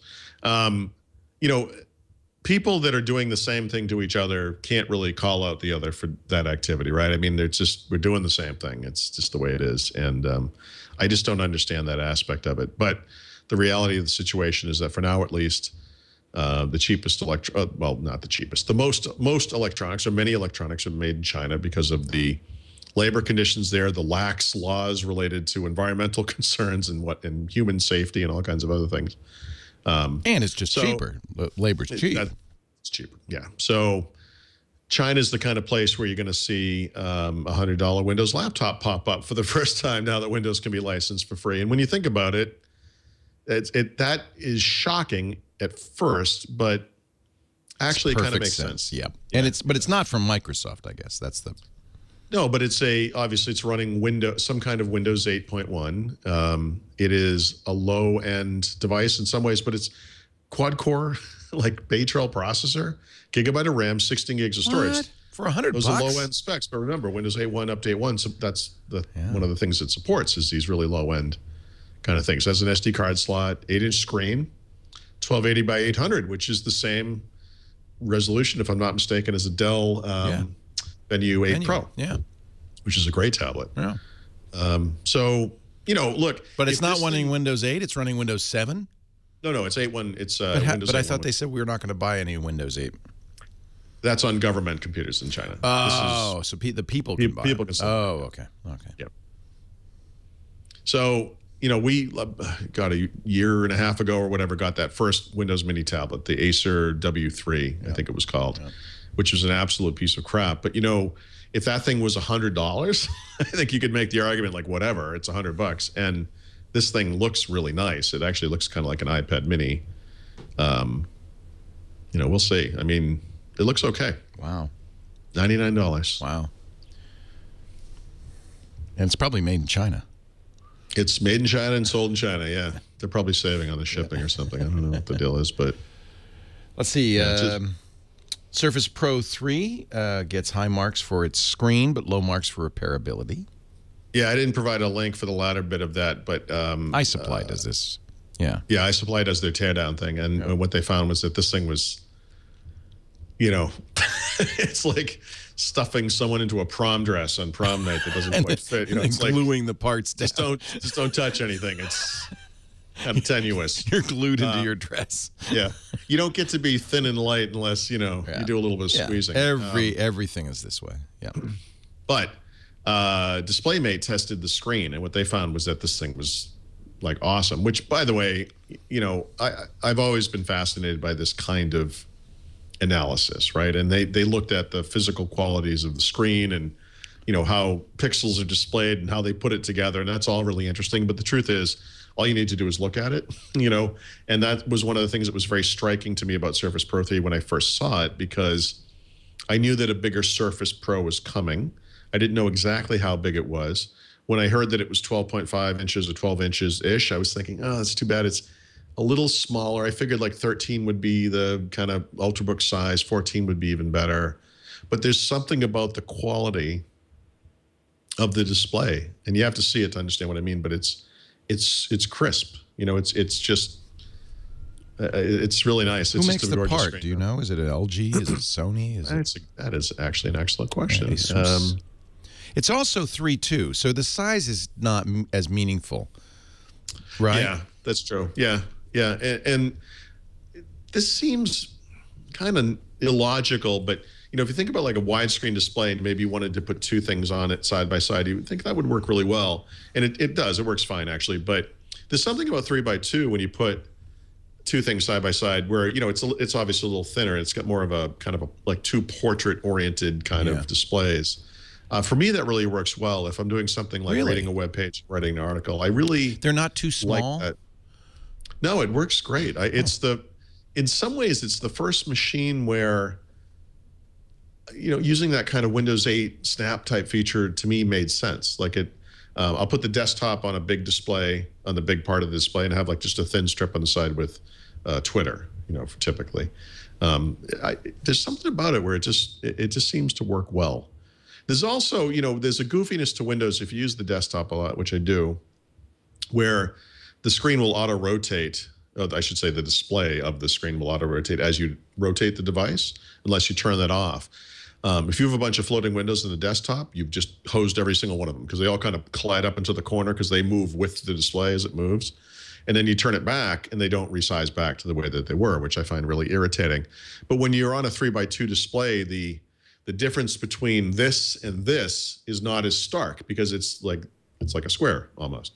And so the effects of that weirdness rotation on the desktop only problem, which has nothing to do with the quality of the display, I know, but it's not mitigated completely, but it's just not as bad. So there's a lot about it. There's a lot about that screen orientation that is unusual when you hear it for the first time, but then you see it and you realize like they're kind of onto something here. I wonder if more people will do it. Yeah, I hope so. I had heard that the Mini was this kind of a screen, you know, for example, and the Mini. I actually one of the things I like about Mini? one of the things I like about the iPad Mini is that it's not this super tall 16:9 display. It's I guess is it 4:3 or it's 4:3. It's 4:3, which is not squarish. Quite the same as 3.2, but it's wider in its similar. portrait orientation, which I like, and it's close to 3:2. I would say. Right. Yeah, I mean, Apple's point is that a piece of paper is 4:3. 16:9 is video. So if you're working on it, and I think this is true with 3.2 as well, if you're working on it, it kind of makes more sense, really, as opposed to watching HDTVs movies. makes sense because you're watching video content on it pretty much exclusively. Right. It is interesting to me that we've gone completely to 16:9 on PCs for some reason, when in fact, you know, this is not necessarily super productive. You know, I agree. Yeah. Stuff side by side, but yeah. Xbox Video updated for what? Yeah, so this is a little bit of a weird one, but if you go back to the original release of Windows 8, they did the same thing, which Microsoft did them previously with Windows Phone 7, which was that they made a bunch of panoramic apps, which look beautiful and are actually completely terrible to use. And so in Windows 8.1, they updated the Xbox Music app to just be like a regular vertical app, you know, so there's a kind of a menu bar over on the side and whatever, it scrolls up and down like a normal app would instead of having this crazy big panoramic experience. But oddly enough, Xbox Video and Xbox Games never got the update. In fact, Xbox Games wasn't even restyled with a darker color scheme like the other apps, so it still looked like the original one from 8.0, which still to this day bothers me. This week, suddenly, and without any, you know, announcement or any indication it was coming, they updated the Xbox Video app, so now it looks like Xbox Music, and so it's not just the same color scheme, which it was before, which is basically black, but it shares that kind of portrait orientation, vertical scrolling. It doesn't, you know, it's not a giant panorama, and so maybe in 18 months they'll fix the Games app too, and we'll be all up to date on it. They're moving really slow on this stuff. I don't know why. Did we not say that after the quarterly, didn't they say something about the stores in the quarterly call that implied that they weren't really they weren't all in on retail? What was it? I forgot.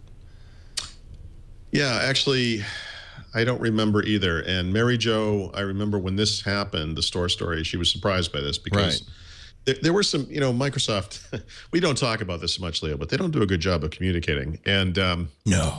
Yeah, I know. Shocking. I wish I should take some of the blame. I don't mention it enough. But they during that conference call indicated that maybe Xbox Music and Xbox Video were going away. We've heard since that's not the case. And then we've heard since, actually, we're updating all those apps in a major way. And so, you know, with the Windows Phone version of the music app is getting a huge update soon. The Xbox Video app on Windows, like I said, just got a big update. I mean, they just don't do a good job of communicating this stuff. And so I don't think anyone would claim that Microsoft stores have gone gangbusters thus far. But I really do think, you know, you can make all these arguments about different product lines being investments and being important, even if they're not direct, you know, huge successes. I really feel like retail store is a big part of that and falls into that category because anyone who's walked into a Best Buy will tell you that it looks like Mad Max in the PC section, like there's broken glass everywhere. It doesn't, you know, like nothing works. Dust bunnies blowing in the wind. Yeah, like, oh, there's a wolf crying in the background somewhere. You know, like these are like Microsoft's partners, right? Like they don't do a good job of portraying these products. And so I think, you know, just like Apple before it, Microsoft needs a place where they can say, look, it doesn't have to suck. You know, we sell these machines that have signature versions of Windows on them. There's no garbage. None of the machines are broken. There's no broken glass. There's no wolf pulling a child behind a counter over there. It's nice in here. It's clean. You know, and that's why Apple did it. That's why Apple did it. And it's been a big success for Apple, right? Yep. So the story is anyway, so they're not just not scaling back or they're not just, you know, walking away. They're actually opening 13 new stores. Fooled you. Throughout the year. Still not in New York City, by the way, which I know is a sore spot for Mary Jo Foley. And why not? Do you think? Is it too expensive or? Like seriously, like Apple if has you said to me, 2 or 3 we're stores going to launch a in major Manhattan. retail initiative. I don't care what your business is, but we're going to start with one store. Where would you put it? Yeah. Like you would put it in New York City. Yeah. Every time. Apple has I Grand don't Central understand. Station. They have south of down in Chelsea. They have the Fifth Avenue store. There's no excuse. It can't be too expensive. I don't care how expensive it is. You have Right. to be in New York City. That's crazy. It's just So they're it's not. odd. Yeah, It I is don't know. odd. Anyway, New York City's not on the list. Yeah. Couple places in Canada. 13 new stores. So did we misinterpret what they said in the quarterly call, or must have? I don't remember what they said. I don't so either. I will chalk this up to them not doing a good job of explaining themselves anymore. They will say, two of the miscommunications that came out of that call used the same phrase, which was, streamline. Right. We're going to streamline. So they probably said something like, we're going to streamline our retail operations, Right. Right. And when you say something like that, what that means to most people is you're closing stores. Right. Whereas what Microsoft meant was, We're gonna add not going to have stores. as many employees per store. We're not going to have as many okay. employees on the back end. We're going, they just don't. They just don't do a great job of explaining that stuff. Yeah. Arizona, Louisiana, Maryland, Cerritos, California. That's a big area. If I'm not mistaken, the first Microsoft store was in Arizona, and I think it was at the Fashion Square Mall in Phoenix. Yeah. Well, that's a city. Canoga Park, Durham, Alberta. Chinook This is Center. very Calgary. odd. Yep. Yeah, it's just odd. Woodland Hills Mall in Tulsa, Oklahoma. Yeah, Tulsa. The Eaton Center's big in Toronto. That's a big one. They had one, I think, in the suburban Toronto before, like a Tobago or somewhere. It's very odd. It is very strange. But obviously there's a strategy. This is not random. I love that you are assuming that, and you could be right. Actually, the guy who runs the store stuff is really smart. There must be some strategy. Yeah, I'm sure there It's is. just not apparent to us mortals. Right. It's so smart I can't see it. Yeah. All right, what else do you want to talk about here? I'm looking at the list. The only other thing, this is more, I just reviewed a couple of kind of tablet/hybrid computers, but the thought here is not so much about the specific machines, but rather this notion that when Windows 8 launched a couple of years ago, PC makers obviously came out with regular PCs, but they also came out with these tablets, including Microsoft, and nobody bought them. So they went nowhere fast. Last year, the big trend was mini tablets. And so Microsoft jumped right on that one, as they usually do, like a year late. And some of them sold okay, but, we found out in the past week or last week, some of them not so much. And, Lenovo, for example, is not selling its mini tablets in the U.S. anymore. And they'll restart that with the next gen that comes out in the fall. But as of now, you can't buy a Lenovo Windows-based mini tablet in the United States.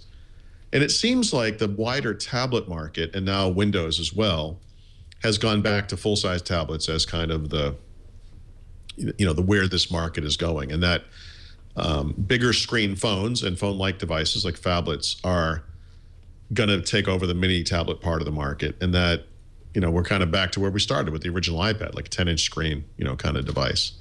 And I think that the advantage that these machines have is that they're Windows. They can be tablets, they can be laptops. They have clip-on keyboards that are actually pretty good. Some of them have additional batteries. They're often full-size keyboards, and it's kind of interesting. But I look at this and I can't help but think, this is the type of thing that they should have been making 2 years ago. I don't understand how we're always like a day late and a dollar short on the Windows side. And so we'll see how this stuff goes. But I don't know. These little 10-inch machines. Like when you say convertible, you mean the detachable keyboard, like they're.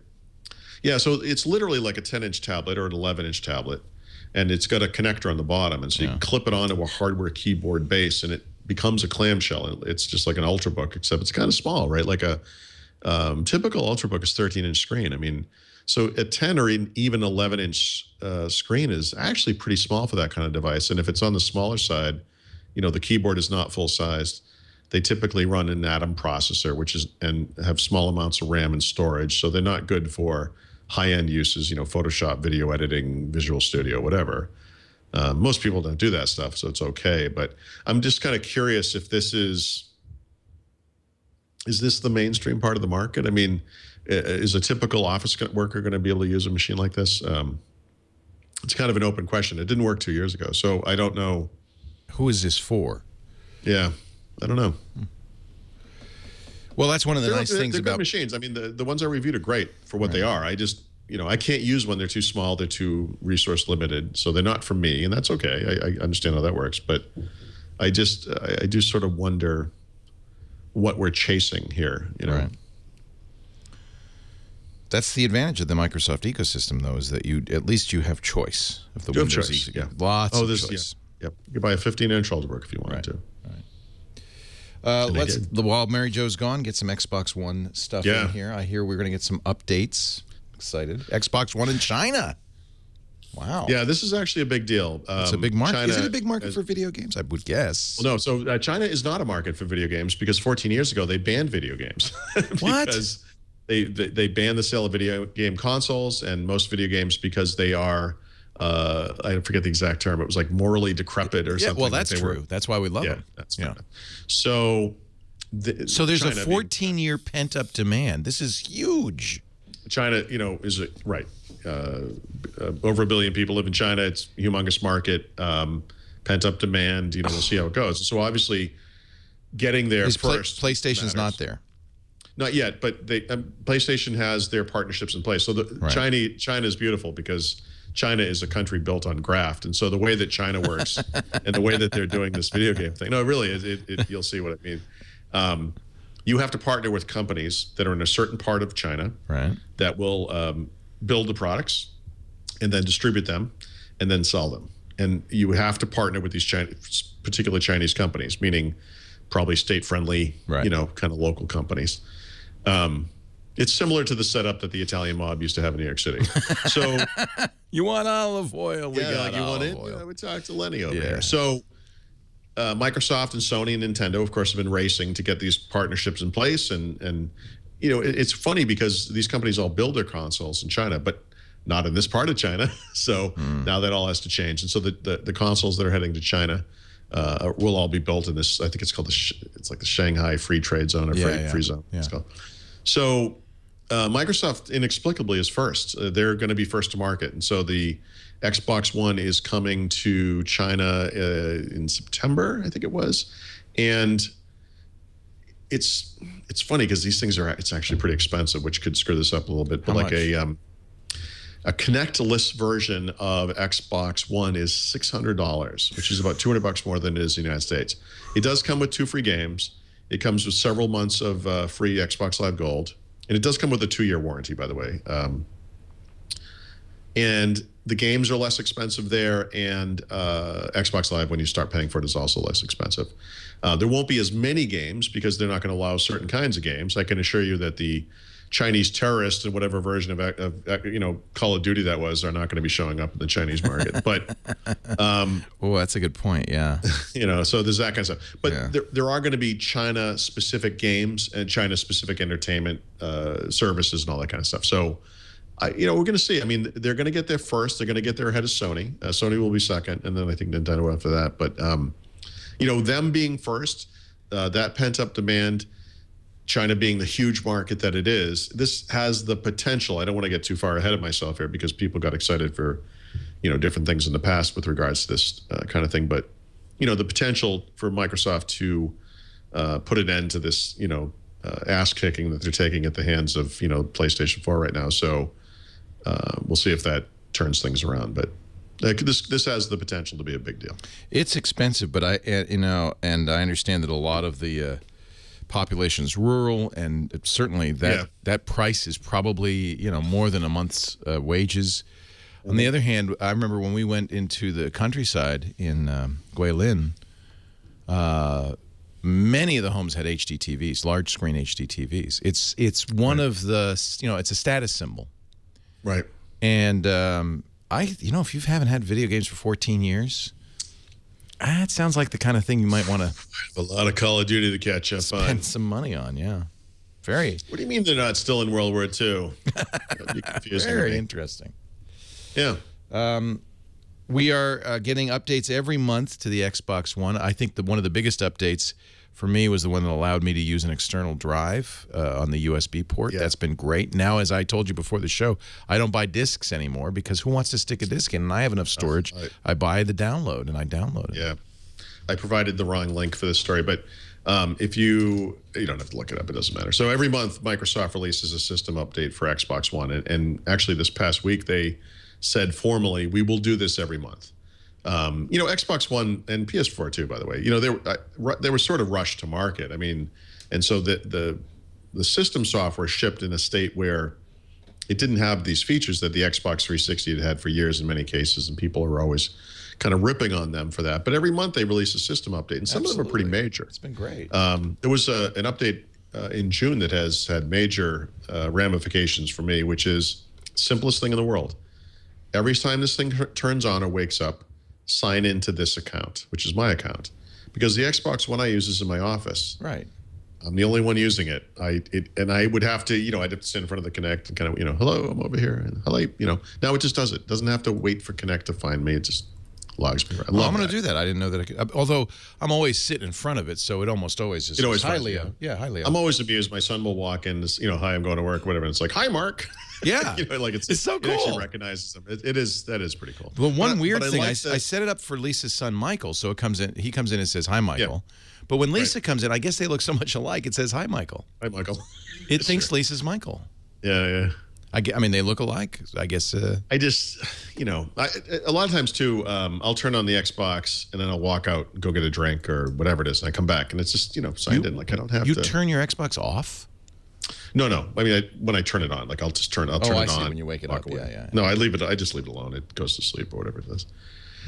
So every month, now Microsoft is documenting the stuff they're going to add next month, and then they announce when this month's stuff is available, and they have a preview program. People can get this stuff early, and they're making changes just everywhere. And, one of the big ones in August is this notion of mobile purchases or web-based purchases too, where you could be away from your console, find out about a new game, buy it. Perfect. And if your computer, your Xbox is set up correctly, meaning it's using Instant On, it will start downloading it immediately to your console. Awesome. So when you get home, it's just there. That's great. Because for big releases, I will get up in the morning. Yep. Just so I can start downloading, and it'll be there when I get it. So in the future, Leo, and before Christmas certainly, there will be a system update that adds the ability to pre-order software, so that when the new Call of Duty game or whatever is announced, a month or so before it actually ships, you can have it downloaded in the background, and then there'll be like a final download that probably has some updates because it's Call of Duty and it never works right, and then whatever enables it, and then it comes on, and you won't have to do that massive download and wait to play thing. Oh, that's great. Actually, my son just asked me the other day, because he was looking at this mobile purchase thing. He said, "What are we going to do this November? We've always gone out when Call of Duty comes out. We get in the car and we drive down to Best Buy." Oh, I know it's been and I said, Mark, I said, we're going to do the same thing. I said, we're going to download the game. We're going to get in the car. And we're going to drive down. We're going to drive down to Best Buy. Wave. We're going to stand in line. When the guy asks me what I want, I'm going to say nothing, and then we're going to get in the car and drive home. We'll By start then, playing. it'll be downloaded. It'll be exactly the same. It is. That was a sweet father-son thing you used to do. I think that's sweet. Well, actually, so the truth is, what we can do now is the same thing. I will wake him up at midnight, and we'll just play. We won't have to leave. Yeah, isn't that cool? We'll actually have more time to play. Right. Yeah, I'm very happy about. The downloads, and now that I have 3 terabytes storage, I just download all the games. Right. Yeah. In fact, Smart Glass is a neat thing because I can use my smart device, iPad, iPhone, Android device, Windows device, to, for instance, the Destiny beta, it came out, and Shadow XPR in our chat room, Jorge Santana, sent me a code. Now, normally I would have kind of very laboriously retyped it in using the controller, and it would just be. I could do it on a device using a keyboard, using Smart Glass. Right. It simplified my life. Smart Glass is getting a lot better, and Smart Glass gives Microsoft that smart dashboard thing that Miracast lacks. Miracast being like a wireless display technology. Miracast is a wire without a wire, It's just a remote display, and there's no intelligence behind it. And so it's one of the problems with a tablet or like a Surface 3, so Surface Pro 3. If you use Miracast to remote your display to an HD TV, you'll have 2 copies of the display. What you really want is it just to be on the big display and nothing down here, because that's kind of distracting and weird. But once you do that, you still have to interact with the touch screen, even though what you're seeing is on the big screen over there. So you have to try to approximate like where you're pressing on the screen. It's stupid because it's just a dumb display. But smart glass like AirPlay or like Google's Chromecast is smart. And so you see a dashboard type display on the device and the main display up on the HDTV where you want it. And I think that smart glass has the opportunity to evolve into something that's even better than those other things, because it gives you all that awesome second screen functionality.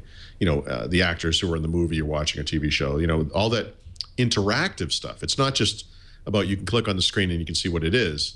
It gives you interactive capabilities. And smart glass is kind of a special thing. I bet it turns into something even better, you know, as we go forward. Yeah, I'm very happy. The one guide now is in Brazil, Mexico, Austria, and Ireland. You can finally disable notifications during video.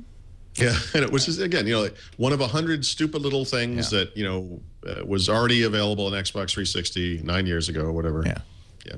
That's all right. You know, there is something great about getting an update every month and having new features and improvements. And it gives me, it makes me say, okay, I got it. They still haven't fixed that, but they're gonna. Yep. It's fine with me. And is there a day, like, is it the second Tuesday? When do these happen? So for a while it had been, but the truth is it's a little softer than that. So they released this stuff early to that preview audience. They've been releasing it on different days the last couple of months. It kind of rolls out. Some features actually come a little later in the month too. That happened, I think, this past month with something. So not exactly. And the other weirdism about it is, you know, that June update that I mentioned where you can auto sign in, I didn't even realize that it hit because there was no indication, you know, that it was available. And I went back and looked at it and I thought, wait a minute, I must have this update. Where would this be? And I went and looked for it and it was there. And I just, you know, I found I didn't implement it until, you know, 3 weeks later or something, because I just didn't realize it had happened. Yeah. The other thing you told me about, which I've been doing, is the free games every month, the games with gold, because I have a gold account. Yeah.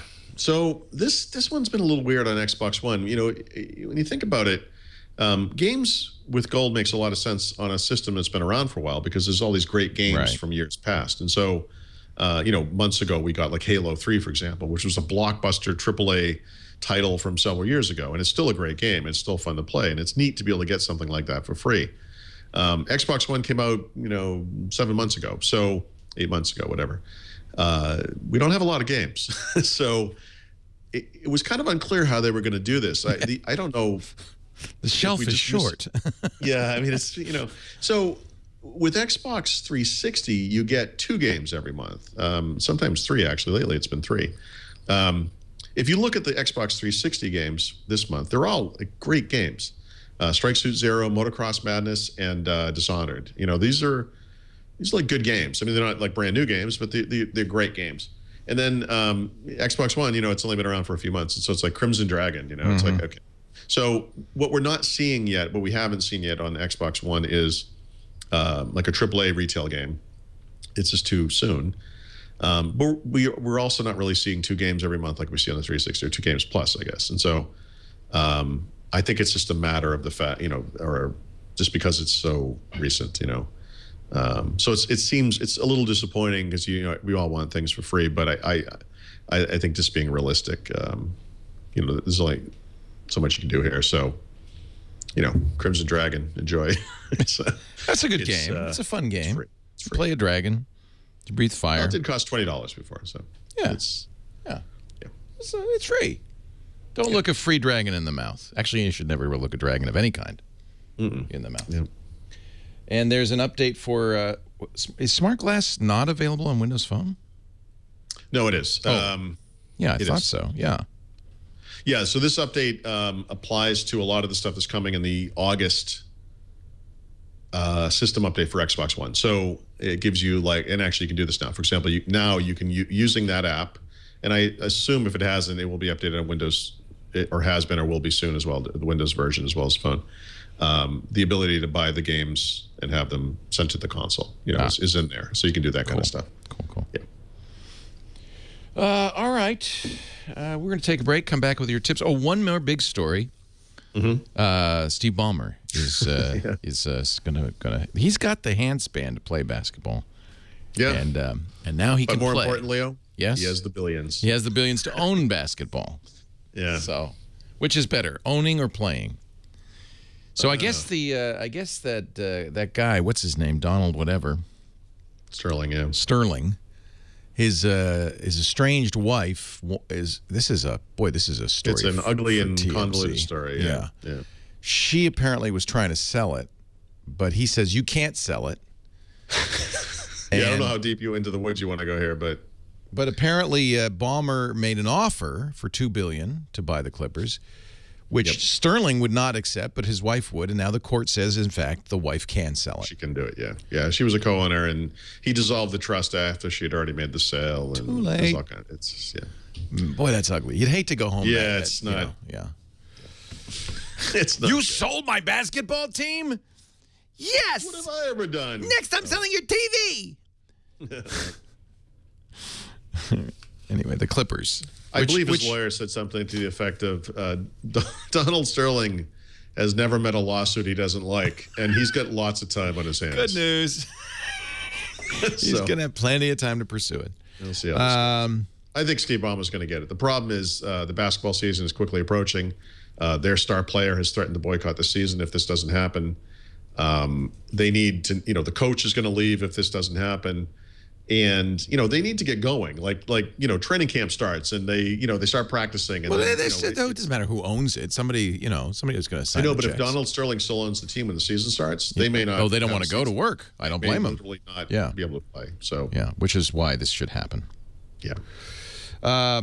And is there any truth rumor that Ballmer's going to rename him to the Clippies? The Clippies, yeah. No, but that logo is awesome. You've seen the awesome Clippy logo, the LA Clippies. Yeah, I love it. It looks like you're trying to play a basketball game. Do you need any help? Yes. Actually, they're a pretty good team. It's a good team to own. Although, the Clippers were the laughing stock of the NBA for many, many years. But they're actually right now they're very good. Yeah. All right, we come back of the book coming up. Paul Thurrott. I don't know. You want to do beer? I got it all, Leo. I got the whole thing. Enterprise, everything? Yep. You're going to show Mary Jo Foley we don't really need her. No, I wanted her absence to be less problematic. There you go. And because it's an all-man show, a sausage fest, if you will, this would be a good time to talk about shaving with Harry's. Harry's fabulous shave products. Harry's was started by Jeff, one of the founders of Warby Parker, Jeff. Warby Parker, same idea. Take a business that's ridiculously overpriced, that's crazy, and use the internet to rationalize it, to make it affordable and make it work for people. So that's what Harry's is all about. If you have been to the drugstore and paying drugstore prices for your blades, like the Fusion. What is the Fusion now? $4 a blade? Crazy. Now, I'm not going to say it's a bad blade. It's a good blade, but I can tell you what, there are those who say, well, I'm not going to spend that much, and they buy those little disposable razors, and that is not a good blade. Harry's wanted to make a good blade at a fraction of the price. They wanted it so badly, they actually bought a factory in Germany. I've been told, on good authority, that there are really only 2 factories in the world that can make blades that won't cut your face to ribbons when you shave. They're both in Germany. They're probably both in Solingen, which is where the best knives are also made. There's some, they just know how to do this stuff. And Jeff and his company, the co-founders, bought one of them. They said, it's so important to us to have great blades that we're going to actually buy the factory that makes them. And you know what? It works. I can tell you on my own experience and the experience of people like Steve Gibson, this is the best shave you will ever have. A beautiful blade. If you're trying to save money by buying less expensive or disposable blades, Harry's is the thing. And what a great gift for the man in your life. Don't go with a cheap razor. You won't be happy. go with Harry's. Harry's will not only sell you a beautiful blade. In fact, take a look. There's a couple of different sets. There's the Truman and the Winston. I bought the Winston. I got it engraved. And so it's got my name on it. That's so Lisa won't use it. She's tempted. She wants to. You want him to get rid of the beard? Yeah. So it's time now. You can get rid of the beard, and you can do it with Harry's. I'm looking at you. So you got 2 tasks this month: shave and make a will. So Harry, I'll give you. You know what? Before you leave, before you leave, I'll give you the Harry's kit. Okay. It's only slightly used, but the kit comes with it for the Winston comes for $25 with a beautiful. They have a beautiful metal handle, which I really am fond of. Balanced. It's light. It's not super heavy. It's light, but it's balanced. It feels good in your hand. This makes shaving something you look forward to again. That's why you grow a beard. You don't want to shave ever again, right? Harry's changes all that for you. These are those beautiful blades made at their special factory. Of course, they got the aloe comfort strip and all of that stuff. But they're just, I can't adequately describe how much smoother this shave is. Part of it is also the cream. So what I do, so once you buy the kit, I get every other month, I get 2, I think, how many blades do I get? 8 blades, because I want to have 1 a week, change them every week, because you want to keep them sharp. And then I get the cream. And you don't have to think about it. It just comes every other month. I think I have 4 tubes of this cream because I use a lot of it. It makes it so nice. This cream is derived from the... You're a massage therapist. You'd understand this. Natural marula and coconut oils. Good stuff. You could give him, after he shaves, a massage with this. This is... Oh, it's beautiful. Yeah, see, there's your reward. There's your reward. Look at that. It even smells good. He's going to smell good. He's going to feel good. He's going to shave. He's going to be happy. You're going to be happy. The whole world is looking up thanks to Harry's. I want you to visit HARRYS.com. You get your first order. You'll get $5 off when you use the promo code WINDOWS. I'm telling you, we have now at the Twit Brick House, we all use Harry's, and we love it.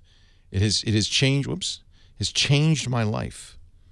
And let it change yours. Harry's, HARRYS.com. Want to see the factory? They've got a tour of the factory. They own this factory. They don't lease this factory. This is how committed they are to making the best blades.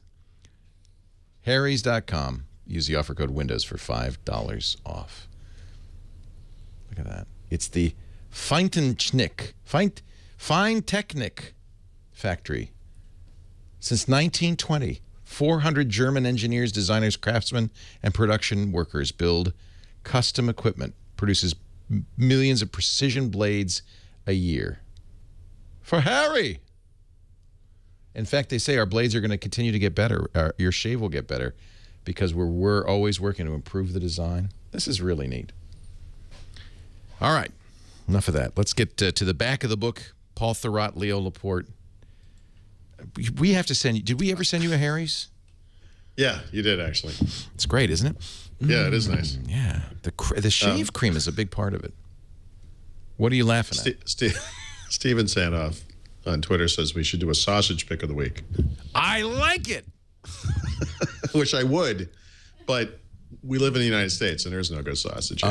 But I this think is one of the things, like when I go to Europe. Yeah. You can write off the trips now. Yeah. I'm here for the sausage pick of the week. Exactly. This week, Polska kielbasa. You'd have lots of good choices in a place like Amsterdam, let me tell you. I'm a sausage. I love sausages. Sausages. Nothing here. I took pictures, like, we would go to the supermarket and buy these little sausages, and, I'd cook them with eggs in the morning in Amsterdam, and I would take pictures of it because I was like, this stuff is so good, and it looks awesome, and you can go to Whole Foods, you can go wherever you want. Do you know that we... he pulls out a sausage. I have a sausage. This is made in Italy. It's a Volpe. Sopressat. Is it like the Cuban cigar of we provide these for our staff. Did you know that? Welcome to Twit. Here's your salami. Everybody gets their own salami. Oh, boy. Let me try shaving this salami. This could be, we could use this in the Harry's ad. Jeez. All right, my friend. Time for your tip of the week. We need Mary Jo back, don't we? We need a female influence here. Voice of reason. Yep. So tip of the week is picking a fitness tracker, because really, when it comes to picking this kind of technology, who should you trust more than the guy who sits on his ass all day long?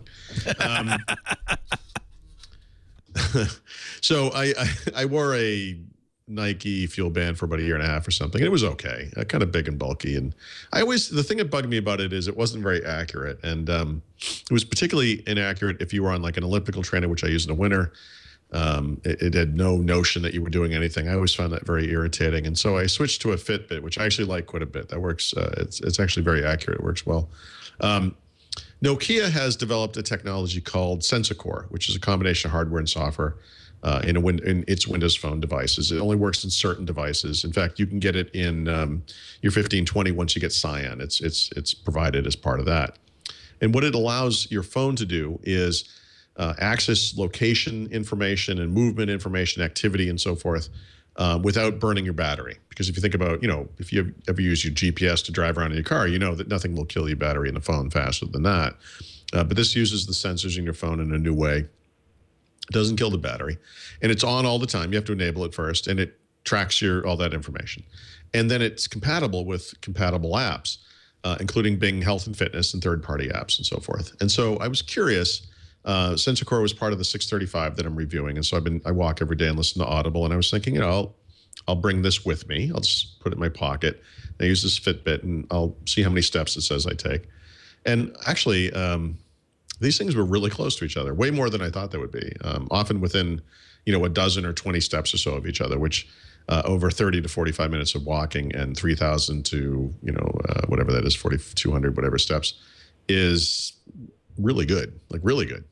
And so the question kind of comes down to, if you want to do this kind of thing, and of course the apps that come with these things, the Fitbit app, which works with Fitbit, or the MyFitnessPal, or Bing Health and Fitness, in addition to storing the data and manipulating the data that comes out of the sensors or the device you're using, also does things like food and nutrition and weight loss. I like MyFitnessPal. I use that one. Yeah, I really like it. Yeah. So it's compatible, by the way, with all this stuff. Right. And you can go through Health Vault and keep stuff up in a secure cloud, whatever you want to do. But it's interesting to me. I'm probably personally going to keep with the Fitbit, because the benefit of the Fitbit is it's on you all the time, and to me it's not just the workout. Like, there's people who commute, and move around. In my case, walk to the bathroom and back several times a day. You have a long have other activity that you get could be 400 steps a day.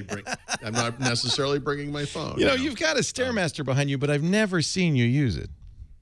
Well, right. I guess you wouldn't use it on the show. I could. Maybe one time. I don't use it in the summer, but I usually go outside in the summer. But so you walk every day? Almost every day. I probably walk 5 days a week. It's good for you. It's good for you. Yeah. Best exercise. Yeah. So are you going for 10,000 steps? Oh, God, I rarely hit 10,000 steps. I usually am in the 8 range. Good. That's good. It's okay. I have so this Android Watch does that too. And I have 1,144 steps. Oh yeah, no, it's pathetic. This, by the way, it's been hellacious. I have 2,600, so I don't feel bad. I haven't left the house yet today, so it's just been this back-to-back thing. Like, this whole week has been like that. But anyway, it just depends on your preference. But I mean, some of these newer phones, the Icon, I think, and the 930, 1520. Will get it with Cyan, and then the 630, 635 have it already. They have to have the hardware already, though, right? So this is just enabling existing stuff. Yeah, it's enabling a feature. Yep. So it's interesting, and I'll just say, based on my experience over a couple weeks now, the Nokia thing is actually really accurate. It's really good. By the way, do you go to bed with it? With my phone? Yeah. No, I leave that's the other thing. I don't. I leave the phone downstairs. Because there is, you could, in some of these apps will do this, track your sleep as well. I sleep with my Android phone, and it don't laugh. And it actually, if it hears snoring, it records it. Oh, that's amazing.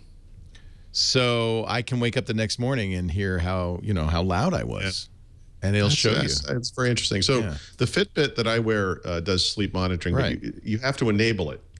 And when you're falling asleep, the last thing you're thinking of doing is enabling that. I did it for a few nights. I did it for many weeks because I sleep poorly, and I was very curious to see how this mapped to how I felt. And to be honest, I mean, I can't say how accurate it is. Like I was actually, restless at these times or whatever. But the nights when I felt like I slept poorly, or the few nights that I thought I slept well. That's exactly what it showed. So it does work. Yeah, I think it's interesting. I mean, we're at the very early stages of this stuff, and so it's a little funky still, but I think it's interesting. And this is, if you want like a personal version of big data, I mean, this is it. Yep. You have devices or a device that is tracking data about you in real time all day long. You could wear, there are devices that have heart rate monitors built into them, and all kinds of other things. These will have huge ramifications for people who have like diabetes or other problems like that, where you want to keep track of something and be alerted proactively. There are the permutations of this are kind of amazing. So yeah, I think we're getting there. Yeah, very interesting. Yeah. Our app of the week. So some time ago, Gameloft announced that they were going to fully support the Windows platforms, meaning Windows 8 dot whatever and Windows Phone 8 dot whatever, with new games, and that they would not release them late in the past, like they had in the past. They would release them day and date with like iOS and Android. And so the first major game to come out this year where they've done that is Modern Combat 5, which is kind of like a multi-touch version of Call of Duty, if you will. These obviously it's the fifth one. So we had Modern Combat 4 on Windows Phone, but not on Windows. And then the previous versions all appeared on iOS, I'm sure, and possibly on Android. I'm not sure about that one, but they're great games. I just find it hard to control with touchscreen first-person shooter. But if you have a Windows device, like a Windows 8 device, you can plug in an Xbox controller, and you can play this game with an Xbox controller. You can also play with a keyboard and a mouse. So all of a sudden, these games, which are awesome looking and look like they would be a lot of fun to play if you could just master the controls, can in fact be played with the controller, type of your choice, if you're on Windows at least. So I think that's actually really cool. So maybe when I go to Barcelona, since I won't have Call of Duty, I'll bring an Xbox controller and I can play this thing. You're not bringing your Xbox One to Barcelona? Yeah, it'd be like traveling with my car. Just put it in your arm. The check. Yeah. Oh, by the way, this is a true story. I took an Xbox One to FedEx the other day to ship to somebody. So I put it on. Nice of you. Yeah, I'm incredible. So I put the Xbox on the front seat of my car, took off, and about a minute up the street or whatever, the seatbelt alarm went off. This thing weighs so much. You have a small child in the passenger seat. Right. And the way the alarm works is if you don't plug the seatbelt in, you had to belt your Xbox in. You have to turn off the car. Yeah. It won't stop. Yeah. It's like bing, bing, bing, bing. Yep. Yeah, Xbox One. That's federal law. It's not portable, is what I'm saying. Any game device larger than a certain size has to be belted in. Yeah. I put it on the floor. Yeah. I had to turn off my car. The alarm would not stop. When you came to a stop, did you reach out to hold the Xbox into the seat like? Yes, with the fail-safe plan that always works. I did that with Dunkin' Donuts coffee. That's never gone. Yeah, it's never gone south. My dad used to do that in the days before seatbelts. Hold on. Like 4 giant drinks in the seat next to you. No, they'll be fine. They'll be fine. I know, it's so stupid. And I just not related to Modern Combat, but other software picks, I guess. OneNote was updated for iOS and Mac, if you use those systems this week, and was released on Amazon Fire Phone and Kindle Fire tablets. And I don't think we talked about this, but there aren't a lot of Microsoft apps on the Amazon ecosystem for whatever reason. Yeah. And this is obviously a big one, and I'm hoping this means maybe there'll be more over there. And by the way, I'm also hoping that Amazon will return the favor and maybe update their Kindle app, once a century or something on Windows. That'd be nice. I swear.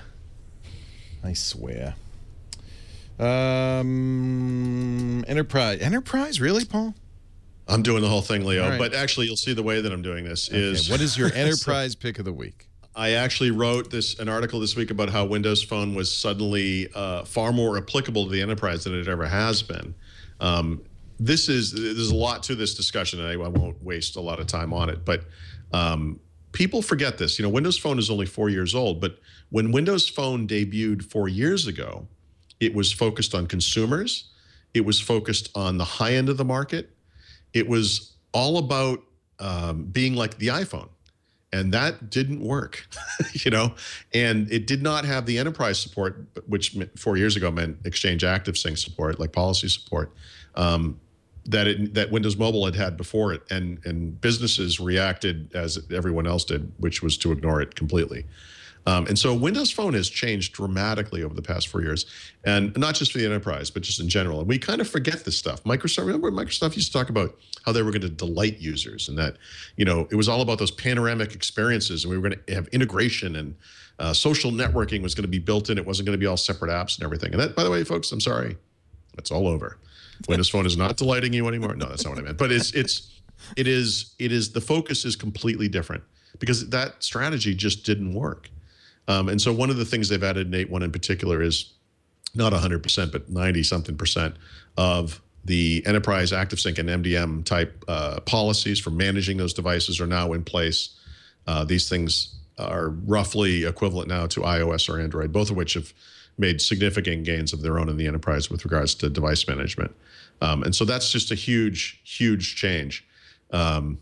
And then, a bunch of, I have a big article, but I'm not going to go through the whole thing, but it is amazing how much Windows Phone has changed. In fact, when I go away to Barcelona, I take a week off and I do like retrospective articles for that week. And one of them will be Windows Phone and how much has changed. Because when we go back and look at the original version of Windows 7, which by the way, remember was called Windows Phone 7 series, the language they used, the way they presented it, completely different from Windows Phone today. There's almost nothing left. I mean, they have live tiles, but it's amazing how much has changed. And to what do you credit that?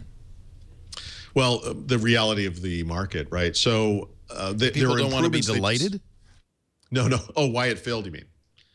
Why they changed the messaging? I mean, it wasn't why? Well, because people weren't responding. So, for example, when Windows Phone first shipped, I was blown away by it from the very beginning. The first second I saw it, and the thing that really got me about Windows Phone was that Android at the time, remember 4 years ago, Android at the time was just copying Apple. That's all they were doing.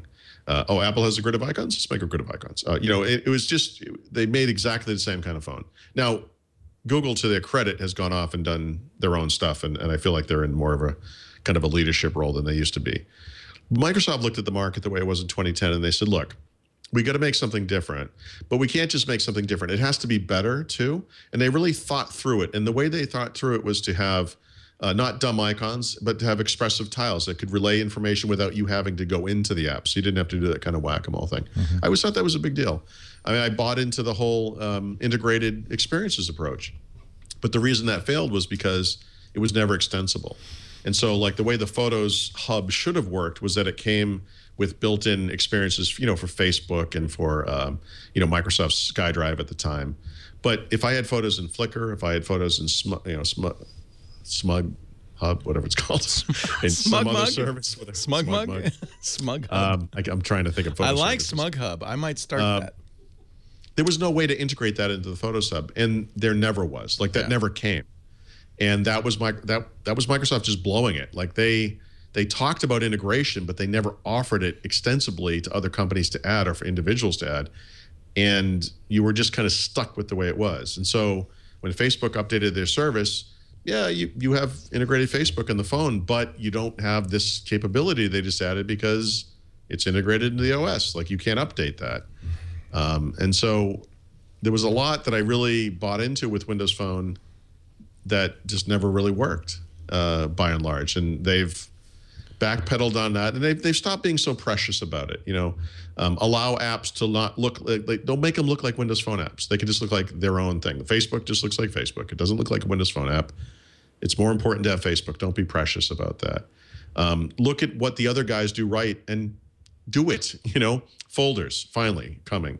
Notification Center in 8.1, big deal. You need to do the stuff that other people are doing that works, And sometimes when you are trying to be different, it's like you're purposely ignoring some of the stuff that's important on other platforms. So Windows Phone is, it's changed. There's a lot more to it too. I'm kind of highlighting just some couple of areas. But and you're just talking from 7, not even from 6.5. Specifically from 7. Yeah. Because they started over. I mean, 6.5, there's a huge change. Oh, yeah. Somebody said, and I think this is an interesting question. Here you at least did have a presence in the enterprise with 6.5 Windows Mobile. You know, killing it why maybe. Walk away? Yeah, well, why walk away at least until you have a credible alternative? Because Apple was killing them. You know, and they Apple, already were. They already were. Microsoft lost. You know, the better part of a decade being so focused on Apple. Right, you know, right. and walking away from the historic strengths. I mean, right now Microsoft has finally come full circle. They're talking about productivity first. Right. You know, they're going back to their roots. We're going to make apps that run on all platforms. You know. They were so focused on, oh my God, look how successful Apple is with consumers. We got to get that. We got to get that. We got to get that.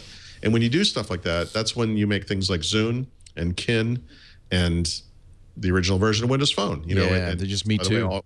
Those things all came out of the same place. Yeah.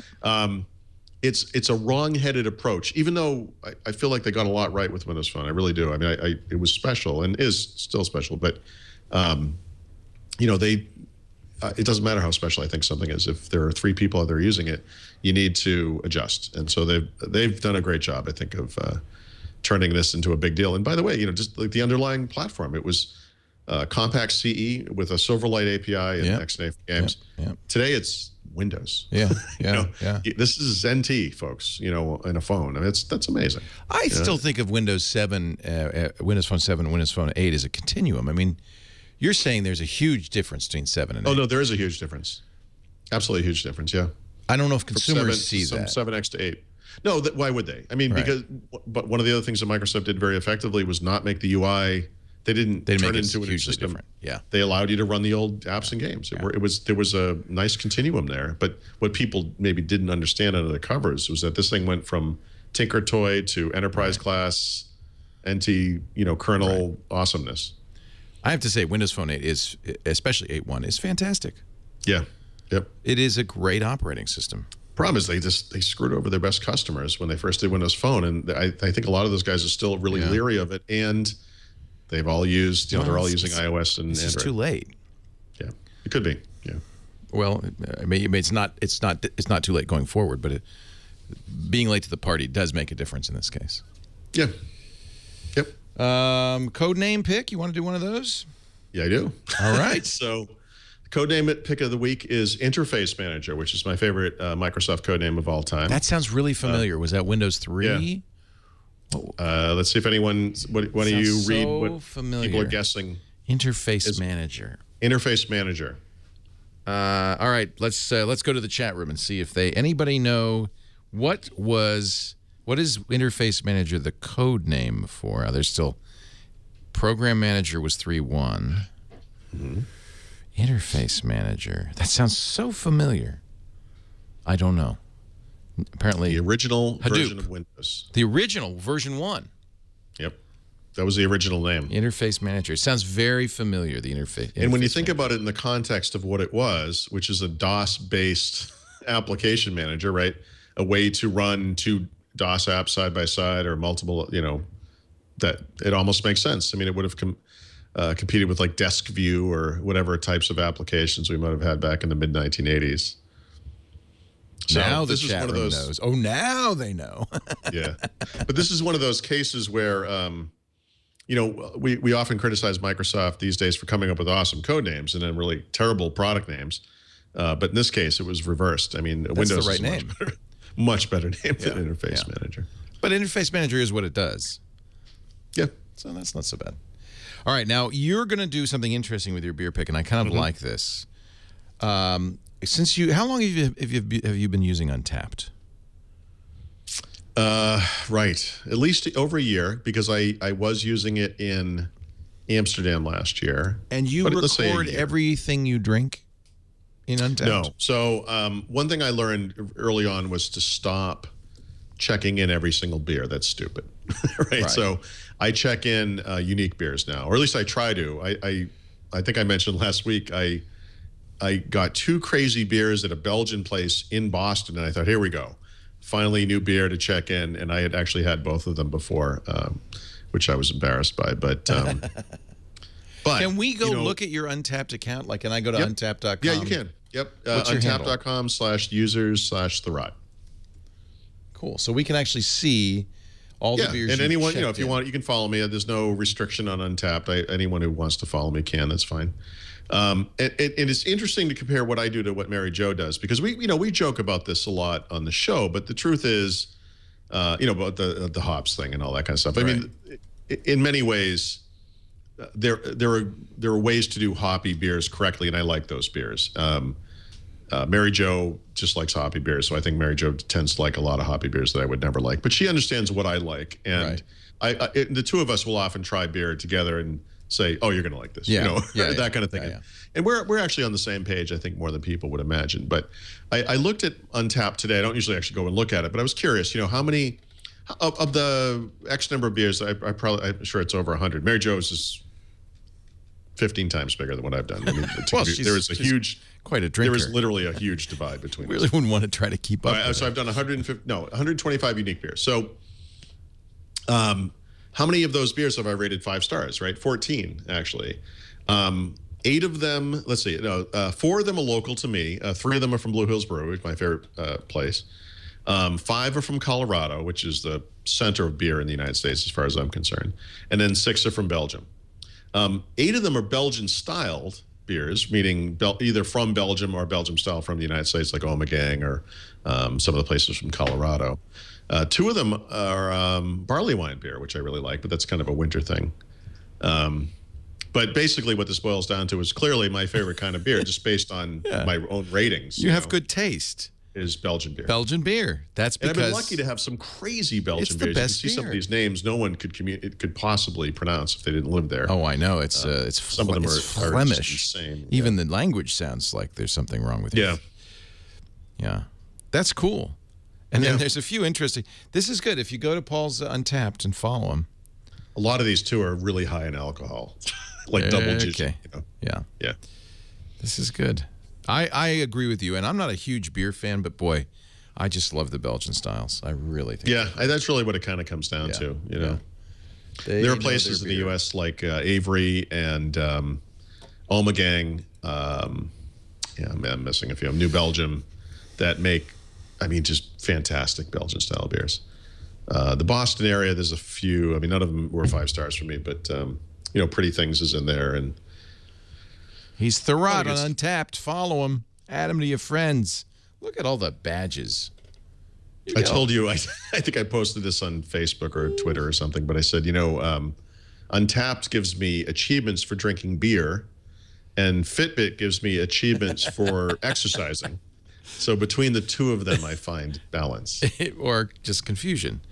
You started December 2nd, 2012, according to this. But I didn't actively use it until much later. Like I joined, but then I didn't use it for it was a year later that you became an apprentice. Then artisan. So there you go. Right. I took a year. I didn't use it. I signed in, and then because signing it like checking in a beer is no, that's worse than Foursquare. It's like, guys, hold on, I want to have this interesting conversation. Let me just check. I gotta check my beer in. It's so stupid. How many glasses of this did I have? I'm not going to do it for every beer. Paul Thurrott is at the super site for Windows, winsupersite.com. That's where you can catch many of the things we've talked about. He's got great articles about that. He's also on Untapped as Thurrott. His gamer tag is also Thurrott on Xbox One. We'll be back next week. Mary Jo will be back. She's judging a Microsoft innovation competition of some kind with Satya Nadella. Yeah, the Imagine, what's it called? The Imagine something or other. It sounds like it was like a sailing race type name. Yeah. Anyway, so she'll be back. She'll be back next week. You can watch us do this show every Wednesday, 11 a.m. Pacific, 2 p.m. Eastern, 1800 UTC. We had a big studio audience. Nice to see you all. Thank you all for being here today. If you want to be in our studio, this show is in the little studio, so we can only accommodate about 6 or 8 people. So do email tickets at twit.tv, and we'll kick Ozzy off one of the chairs to make sure there's a seat for you. And of course, if you can't make it live, you can always watch after the fact on twit.tv/WW or wherever finer podcasts are aggregated. Paul, great to talk to you. Have a great week. When are you going to Barcelona? On Friday. So we'll do the show with you next week in Spain? Yep. Or are you just going to take the week off or the month? I actually am not sure which week I'm taking off, but I don't think it is next week. By the way, I just looked up Mary Jo on Untappd. She is 827 unique beers. Yikes. Compared to 125 for me. So I got a ways to go. But she also did that 40 and 40 thing that Rattle and Hum. You know, she was. I think it's fair to say that Mary Jo is a professional. She drinks beer competitively. I'm not in the not in the same league. She's like the Michael Jordan. You're an accomplished amateur. Yeah. Thanks, Paul. Thanks, everybody. We'll see you next time on Windows Weekly.